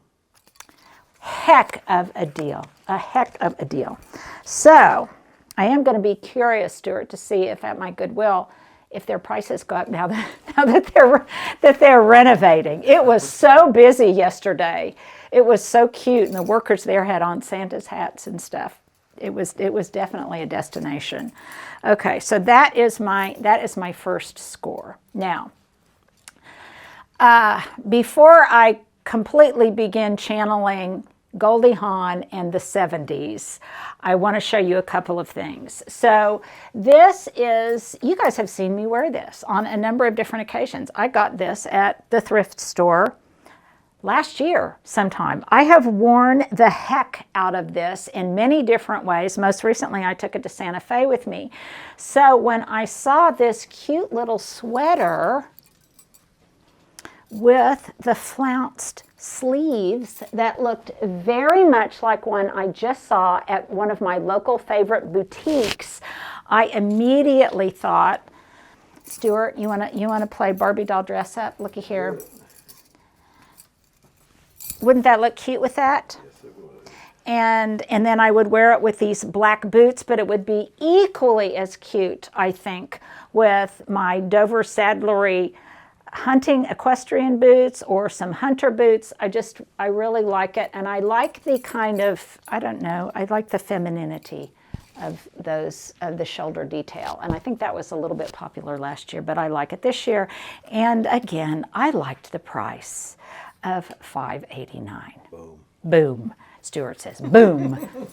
Who's the chef that says that? Oh, Emerald. Emerald? Bam. Didn't he say Bam? Not Bam, a BAM? Okay. Bam. Now, this, I loved the pattern on this jacket. And I'm really into this kind of Nehru collar, but look at that pattern. Isn't it absolutely gorgeous, Stuart? And this is a lightweight quilted material. And this one can be turned inside out so that you have two different patterns to use. And I don't know, I just really loved it. And I loved the weight of it. Look at it from the back, Stuart. And I could see how you could really jazz this up with some ethnic jewelry, and it would just be wonderful. Now, one of the reasons that I liked it so much is it reminded me of a William Morris pattern. Okay, and I can show you. Let me show you here, Stuart. I can flip through and show some other patterns. William Morris was a poet and an artist and a designer in the second half of the 1800s. Isn't that cool? And he had a thematic that kind of wed both nature with the Middle Ages. And so that's kind of his vibe. But this just seemed to me, it was very reminiscent of, do you see how I kind of thought that? But you know what else it was reminiscent of? And who I thought would like this? Who's that? Your mama. I'll bet so. I think it's just her size. It's in some of her favorite colors. I can see it even secured at the top with a brooch. I just think that could be really, really fun. Very. And I don't really intentionally gift shop at the thrift store, but if I see something that reminds me of someone, by all means, I will get it.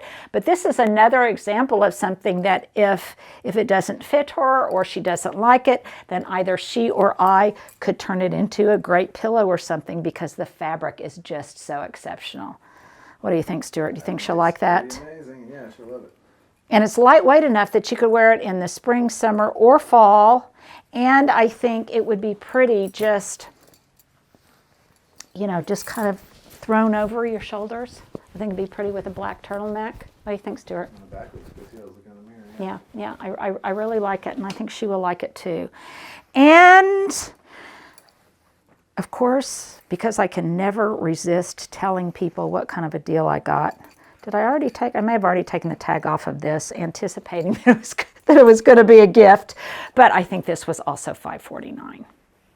So, not that we don't value her far more than a $5.49 gift, but Stuart, nevertheless, I think she'll really like it. It's about beauty, not price. That's right. It's the thought that counts. Okay. Now, before we get to my final huge score, Stuart said, man, you are just really channeling the 60s and Goldie Hawn and everything, and the 60s and the 70s. I guess more the 70s, more the 70s. Okay, look at this. This is what the walls look like in the 70s. Is that so 70s? That's cool. But I think it would be, love it. I think it would be really fun with these boots and with some great Andy, who is the Andy Warhol? Andy Warhol, great Andy Warhol kind of earrings, and I just think it could be really, really fun. You might have to wear some Spanx underneath this or something, or at least wait till your tummy after surgery, the inflammation goes completely down. Isn't that right, Stuart? Yes, it is. But then I thought it would be fun to wear it with a jacket and some black boots, and I just think it could be really, really fun. And it could go from winter into spring. So do you approve of that, Stuart, or do you think that's a little goofy? Good deal. You know, when you see a fabric, probably the first thing that strikes me when I'm going through, oh, and this one was $8.99, Stuart. But probably one of the first things that strikes me when I go is the pattern or the color. And look, that looks good with this dress, doesn't it, Stuart? It does. It reminds me of all those TV sets. Yeah, in the 70s. yeah. Oh, look at that. Look at there. What do you think? Wouldn't even know. Wouldn't even know. Nope. Multi-purpose. Okay. So now, for the grand finale. They've been wondering why you got a price tag. Why I have had a price tag on my dress. First of all, I think this is so fun for the holidays. I think it looks really cute with 70s boots. Who am I channeling? Maybe Meg from Mad Men or Oh, wow. Or, yeah, Mad Men Men kind of look. Absolutely. But I really like it. As soon as I saw it, I thought it would look fun with some really great big, almost Christmas garish necklace or earrings even and maybe a notice how, necklace. like- Okay, don't they look? Kind of loud those were. Yeah, kind of. That's a nice way to put it, Stuart, loud. But I love the feeling. I That is love so cool. the price. Uh-oh. Neat. Boom. And I love the fact that this is a Kate Spade dress. Oh, the big drop. So even Stuart recognized the name Kate Spade. Even me. So I think it was a great score. What drew me to it was the pattern and just this vibrant color. And I really like it. Tell me if you guys think, if you guys like it too. And I think it's just really kind of fun. It's really cool. Yeah, I can't wait to show this to my daughter-in-law. So I think I got some pretty good holiday wardrobe items, some pretty good holiday decor items. And please let me know if you have been thrifting, what kind of stuff you have found, and if you too sometimes gift thrift when you go to your local secondhand store.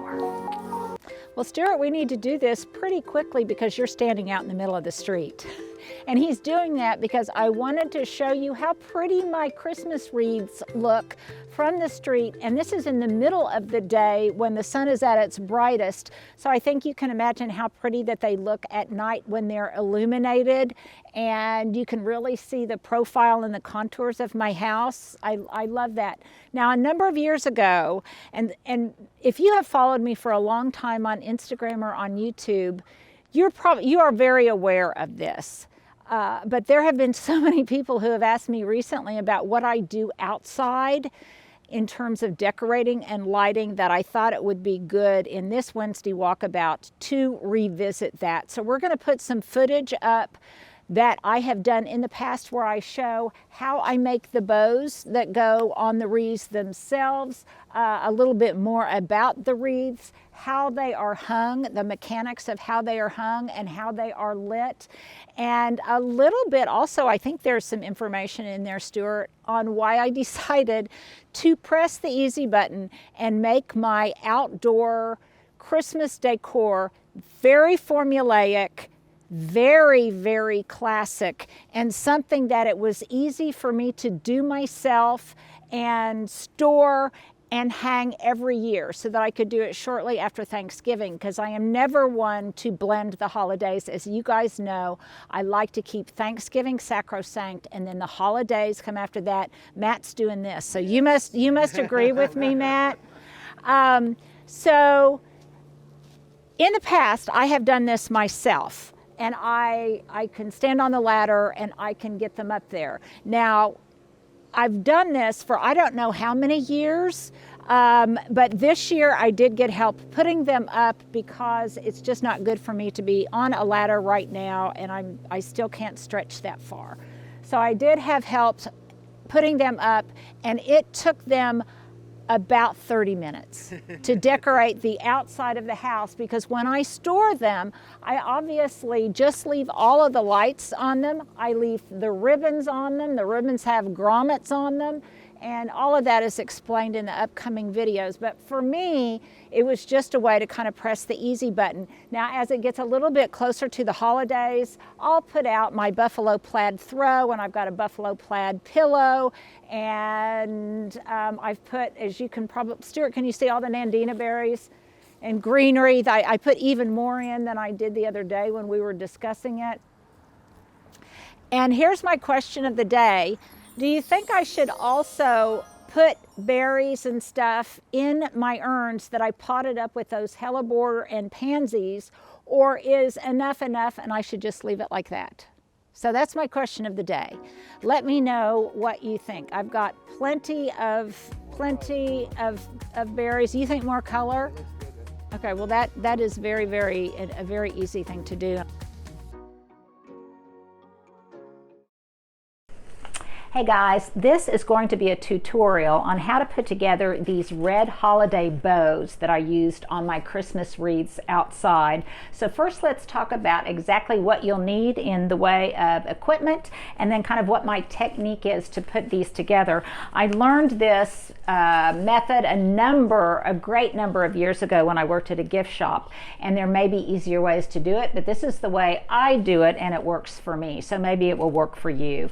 And really all you need to have is a good pair of sharp scissors, and then the size ribbon of your choice. Now, since these are outside, I want the ribbon to be weatherproof. I don't want it to be really expensive because it's going to get rather beaten up by the elements, and I also want it to be a wired ribbon that's fairly wide. So this ribbon is what's called a holiday velvet. I got it at Michael's. It came in a big spool. This whole spool was just $7, and it made quite a number of bows, and it's 20 yards, 2 3/8 inches. So that's the scale and the size of the ribbon itself. So basically what I did, I don't want to cut off a piece because I'm not sure exactly how much I'm going to need.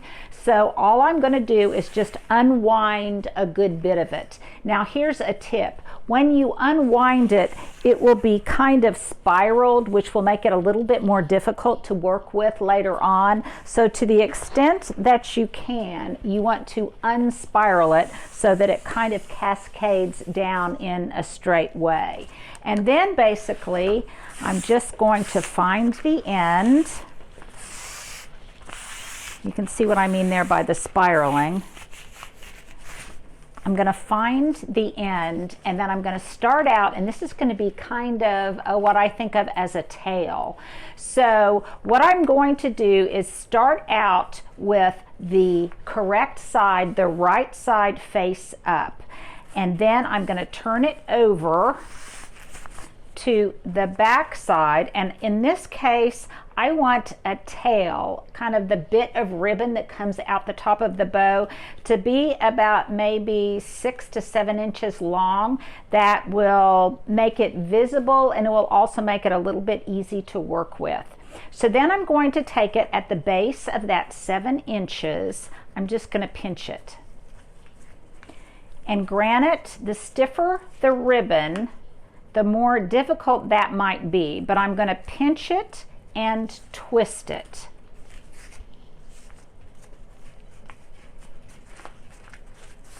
And then I have the tail twisted and pinched, and I'm holding it with my thumb.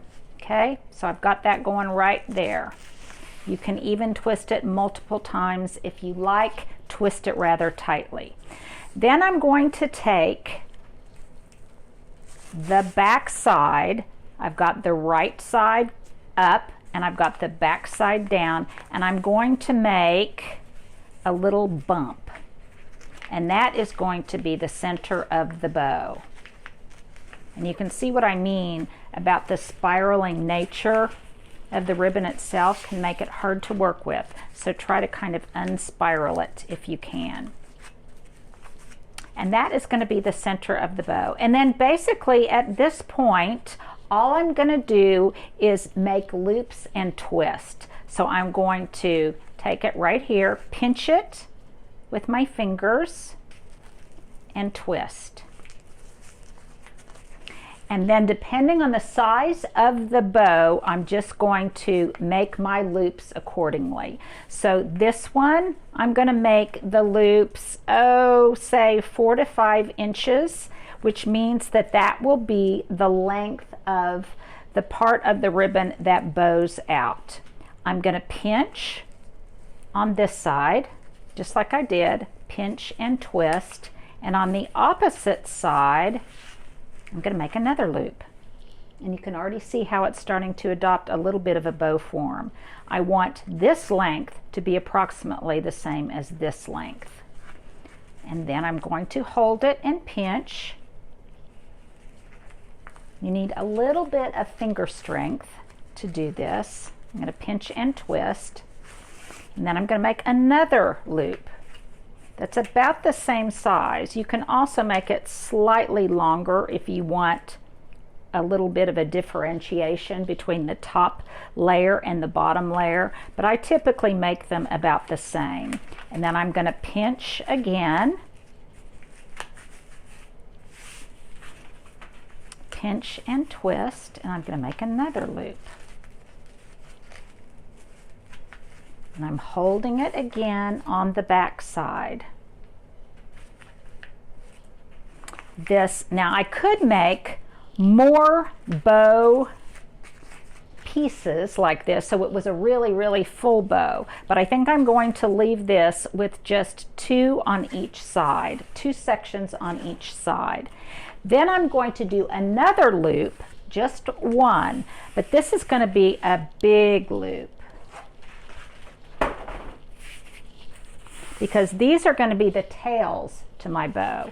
So I'm going to do a big loop, again holding it on the back side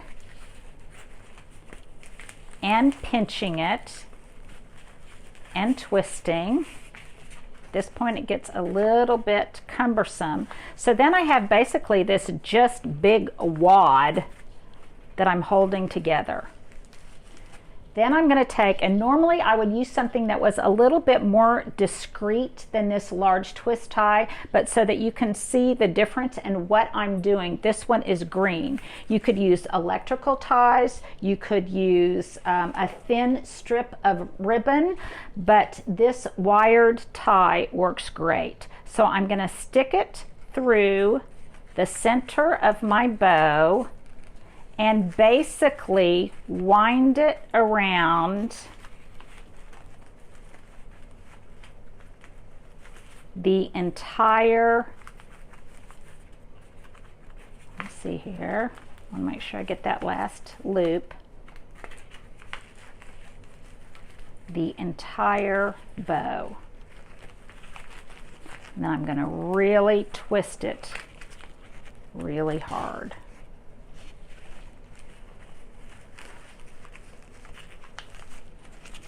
And at this point, I'm just going to separate the different pieces. I'm going to cut off. I'm going to end up with 3 tails, so I'm going to cut it off and detach it from the main spool.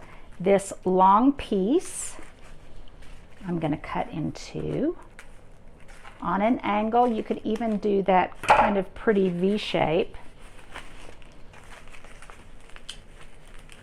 And then I have basically a bow. I'm going to secure it even more in the back so it's even tighter. So then I have a bow with these tails.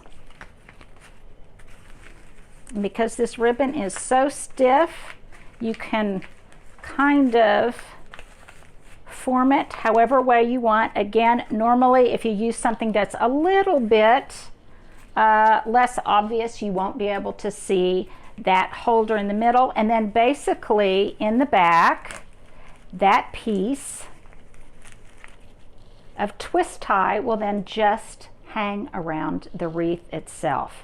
In the back it looks kind of messy, but in the front it's big and full, and you can just position the pieces and mold them any way you like. You can even suspend some bells or something else, and it makes a pretty bow for your Christmas wreaths. Inexpensive, and you made them yourself. I think I might fill this basket with greenery and berries and things, and it would be another sweet touch to have on the porch. And then I still haven't done it, but I've got some battery operated candles that I'll put in the lantern hanging in the front and in this lantern right here. And then we'll clean up all of the leaves, but it's supposed to, it turned cold today. But you guys, this is the perfect definition of crisp weather. Yeah. This to me is the perfect football day. It's the perfect hang up your Christmas lights kind of day, because it is sunny. Even though it's cold, it's not windy. It's crisp. You can have a great sweater on without getting overheated, or you could have kind of even a light jacket on and you'd still be comfortable. To me, this is the perfect kind of fall weather and also great Christmas weather. So that's kind of what we've got going on here today.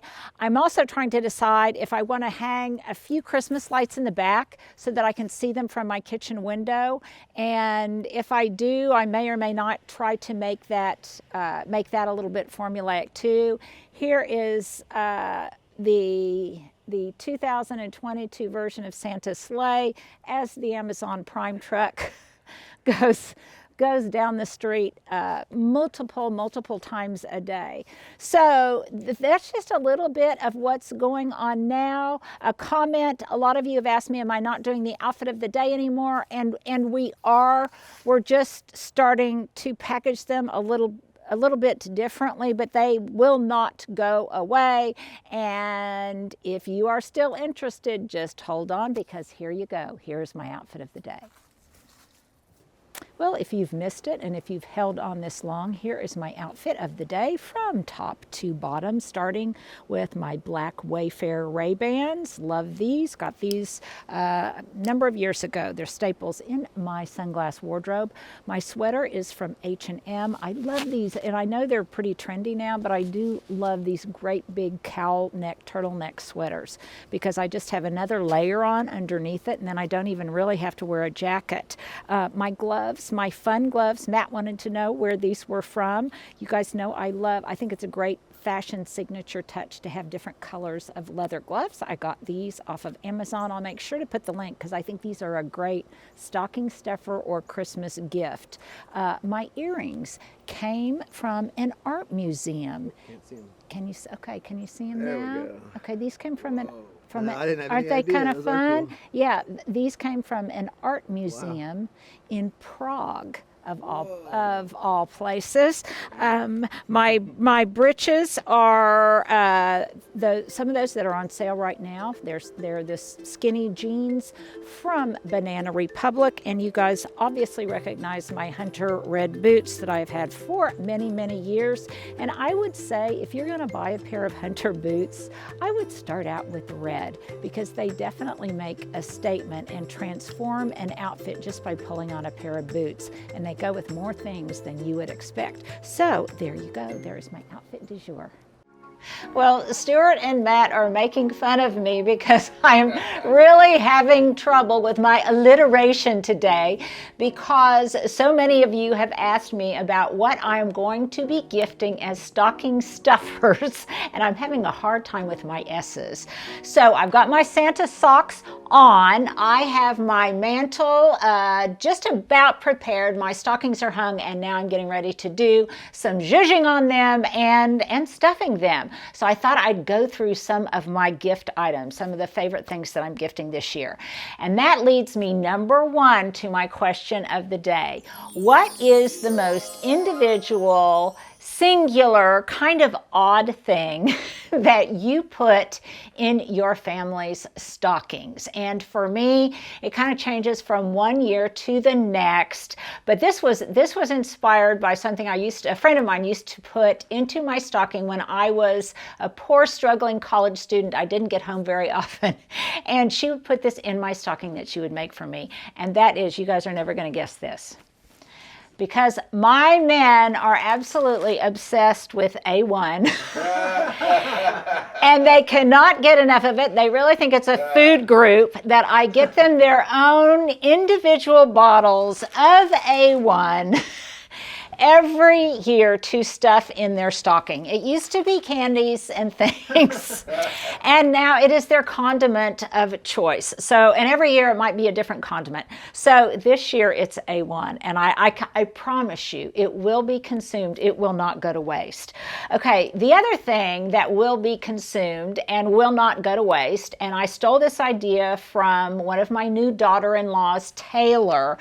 She did this with eye masks one year, and so this year I am doing it with face masks. And I just got in volume a whole bunch of packets of my favorite face masks. And these come in different flavors, if you will. This one's green tea. I've got cucumber. I've got red ginseng. I've got, they're all scented, and this one's just basic hyaluronic. But you can get them in multiples like this, and so then I can put them in all of the female stockings. I can send them to my sisters. They're just kind of fun. And in addition, I like to have some of these in my guest room basket if I've got visitors, female visitors who might want something to kind of just treat themselves with. So I get these in bulk. And by the way, all of these links, I guess you probably don't need a link to A1, but all of the links will be in the description below. So that is another great stocking stuffer idea, and it's not really expensive because you can buy them in volume, so your cost per face mask isn't really prohibitive. Okay, Stuart, this is an idea that we got actually this year because we discovered farming sleeves. You have been gifted some. They've been left on our doorstep, and this year I just thought these would just be great for my kiddos that like to hike in the mountains, and they're often getting sunburn, skin damage, and so they can just slip one of these. They're kind of hip. They're kind of funky. Farmer's Defense sleeves on. They contain UPF 50 plus sun protection. They're breathable. They have moisture wicking properties. So these are great if you're a gardener, or if you like to hike, or if you're just an outdoorsy kind of person and you want to protect your arms. They slip right on. And as Stuart has discovered, they're not hot, are they, Stuart? No, yeah, they're really, and they're easy to wash. And if you don't want to wear a long sleeve shirt when you're working outside, these are great. You can just keep them in your garden truck. Considering I wear jackets as opposed to, Yeah. Well, and thinner than the stuff I was wearing. Yes, and I should say, most importantly for Stuart, these are also a mosquito barrier. Yeah. So they're great for a number of different reasons. Now these I put recently, and if you haven't been checking out the community tab on my YouTube main page, then you want to do that, because I've been putting some decor ideas, things that I'm kind of infatuated with right now, and things I might want to replicate in my own home. And recently I came across this picture of these great big massive, they look like Italian glass wine bottles or something, and there was just a number of them on the table. And then they had put in these candle these wine glass candle holders that you just then put in the lid, in the top of the bottle, and you can transform any kind of wine bottle into a taper candle holder. And you guys have seen me use these in many different vignettes that I've created around the house. I got these at Terrain years ago. I've got them for tapers, and I've also got them for little tea lights. And you have asked me where I got them, and I don't believe they're available any longer. However, I have found some, and Stuart's going to put up an image for you here, along with a link in the description, of an alternative that you can get online that are really good looking. And in fact, I have already requested some of them as a Christmas gift for myself, and they come in brass, and they're really good looking, and they're not at all expensive. And I think they come in sets of 4. So again, this would be something that you could buy a set of 4, and you could divide them up and put 2 and 2 in each individual stocking.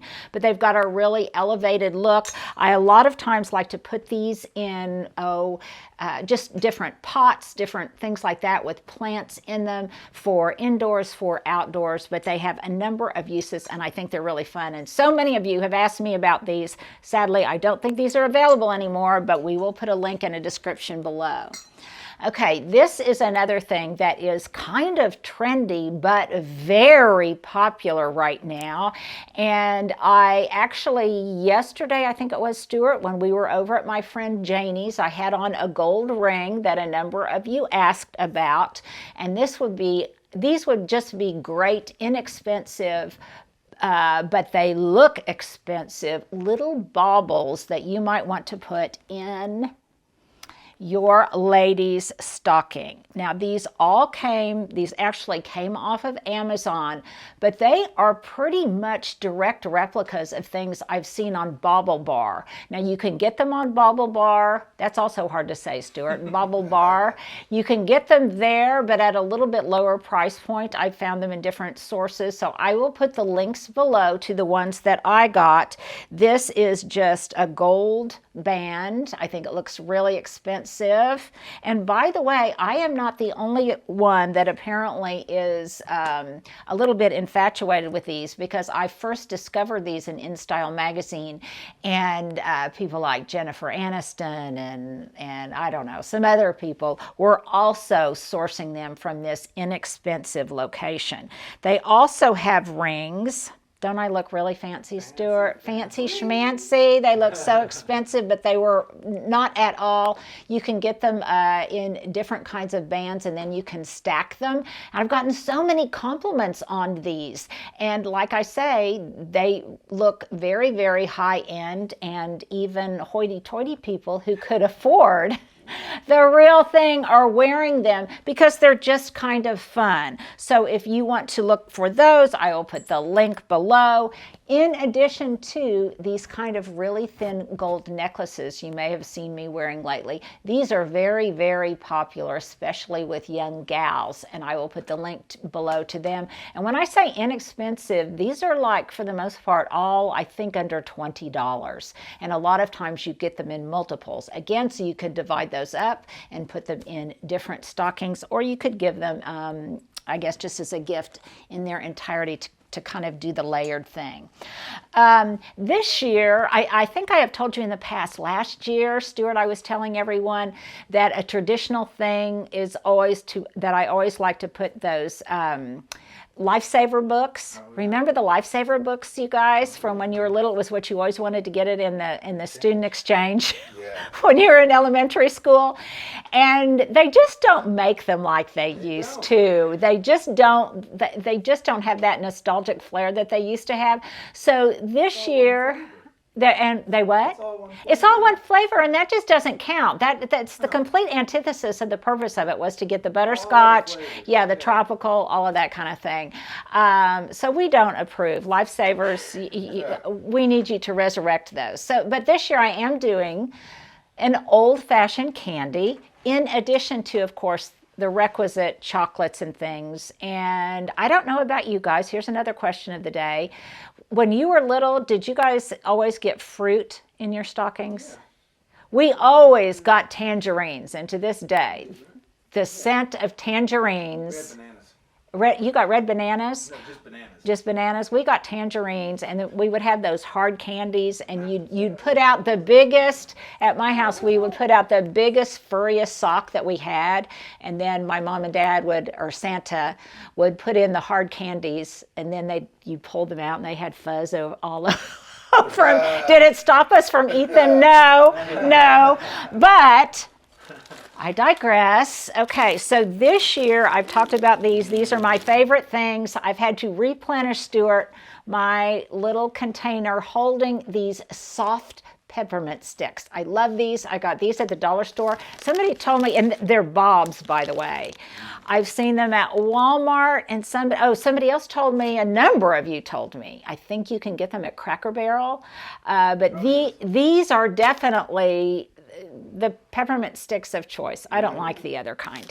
And they are fun. I like having them out. They're great to eat with your hot chocolate or a cup of coffee, and they're just good. Buy these bags in multiples when you find them, because they can be a little bit difficult to locate. So each one of my little kiddos will get one of these in their stocking. Now, another thing that is both practical, and I think you could really do fun stockings. I don't know that these necessarily match. Well, they kind of do, but and I don't know if it's a seasonal item at Trader Joe's or not, but I love these. They're actually dishcloths or kitchen towels that you can get at Trader Joe's. They come in different colors, and sometimes in these colors they're a seasonal item, but I always like to stock up on these, and not necessarily just to use as kitchen towels, but I love using these as oversized napkins. Isn't that a great idea? And I even bought a stencil set this year so that I could stencil the recipient's initials at the bottom of them. So that makes a really inexpensive, but I think kind of high-end looking gift, don't you guys? And I guess these might be a little bit too, the guys are just kind of going, oh yeah, yeah. Trust me, any gal, any homemaker, whether they are male or female, would like to get these. Maybe these are, maybe they're great for barbecue, and maybe they're a little bit too big for your stocking, but nevertheless, they're great. Okay, now, I have saved, I think, the best for last. This is my absolute favorite discovery that I have made this year, not only because it's novel, I don't think my kiddos have seen them, but also because it solves a real vexation that I have. This is the white tube, right? If you have children, a spouse, a husband, hubs, I'm talking to you, that get toothpaste absolutely everywhere when you brush your teeth, or kiddos who have trouble hitting their mouth, these are for you. Okay, so they come in this great little recyclable tube that you can use over again. And they come, so they come like this, perfect size for your stocking. And they come in an aluminum can. Chew, brush, and smile. And these are toothpaste tablets, and they taste like mints, and you just chew them, and then you don't spit them out, you just chew them, wet your toothbrush, and you brush your teeth with them. And they foam every bit as good as regular toothpaste. It doesn't get mess everywhere. They look cute sitting on your counter. And that's what I get messy. the tube, yeah, and the tube never really shuts all of the way, or it gets all over your toothbrush. Anyhow, these are great. They're also great for traveling. So then you don't have to worry about having the size of tube. You can just stick some of these in your purse, your backpack, or whatever. And I love the little aluminum can, which is the most recyclable product there is. And they just look kind of cute sitting on your counter. And plus, I think this would be a fun way to get your kiddos to brush their teeth. Now, I have them in peppermint, but I think they come in like a watermelon flavor or something. Or something like that. Yeah. So I just think that's a great idea, don't you? No, it's very interesting. This is my very favorite stocking stuffer for 2022, and I hope you guys got some ideas. These are just a few of the things that I am going to be putting in my stockings hung by the fire. Well, here is where it was residing before, but now freshened up. This is where it will be placed for the duration of the holidays. I've elevated it on some of the books that stay on this book table, and what that does is it helps it be seen and a little bit more prominent so that it's above the cushions of the couch. And I think it's really, really beautiful. And Stuart, if you back up just a little bit, ever so slowly, and I think you'll be able to see that the profusion of berries and greenery in this footed container echoes everything that's on my set dining table, and I think it's really beautiful, and it kind of matches the theme, and it just kind of matches what was in my imagination at the outset. But wait, there's one more thing that I need to share with you that falls into the category of this kind of drives me crazy, and I wanted to come up with a solution, and I think I have. So just recently, I had the cushions to my dining room chairs recovered. I think I told you that I wanted to start incorporating a little bit more blue into my interior decor. So typically, there's my cushion and there's my chair, but this is my table, and that is very, very discordant. It doesn't really look good together. Now for the short term, until we sit down and dine, I'm just gonna turn them over so that they really aren't in contrast with one another. But for the long term, this is what I'm going to do. And this might be something, Stuart, that I ask of Susu. So what I'm going to do is I'm going to just have some slip covers made for this. Some solid envelope slip covers that I'm going to make probably out of this kind of bone color.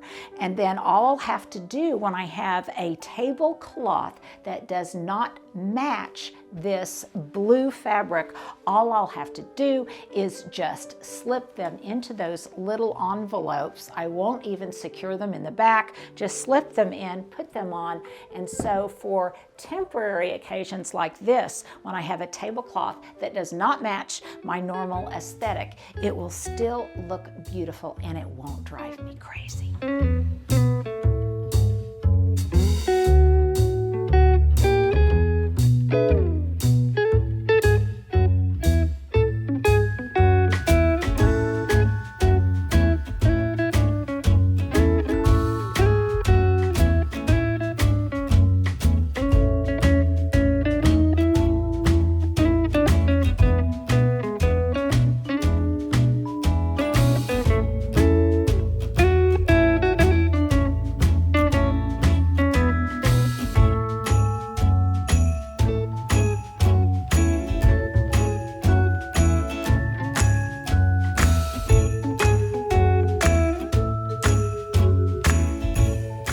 Well, Stuart, here's my outfit of the day from top to bottom, starting out with a very bad hair day because it's got so much static electricity in it. I've shocked myself a couple of times. I went to the supermarket this morning and I had a hat on and it's been downhill ever since. My earrings are these wonderful Madewell hoops. These are probably some of my very, very favorite earrings of all time. My sweater, gosh, this is old. I have had this for years and years and years. It is from J. Crew, and I love it, and it's the perfect red for the season, and it perfectly echoes the color of my berries on my table.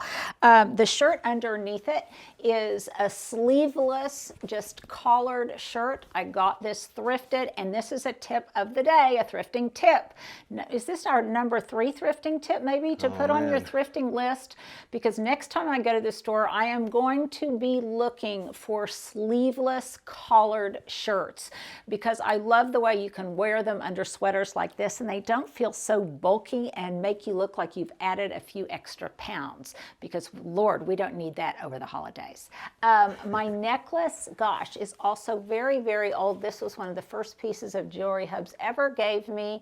I can remember wearing it when I was still in the business world, Stuart, with lots of suits. My breeches are Calvin Klein thrifted. My shoes are Morel boots, and they are so comfortable. I didn't realize those were Morel. Those are I nice. know, aren't they great? And they are, more importantly, they are so comfortable. I like took the black them, too, yeah. yeah, and I took them to my last trip to Santa Fe, and I was able to walk in them, and they kept my feet warm. We're all just Santa Fe people in the making. Yes, and then this ring is one of them that I think we put a link to last time. This is just 18 karat gold plated, and it is from Amazon. So have I forgotten anything? I don't think so. Okay, I'm gonna go see what I can do about this hair now. See ya.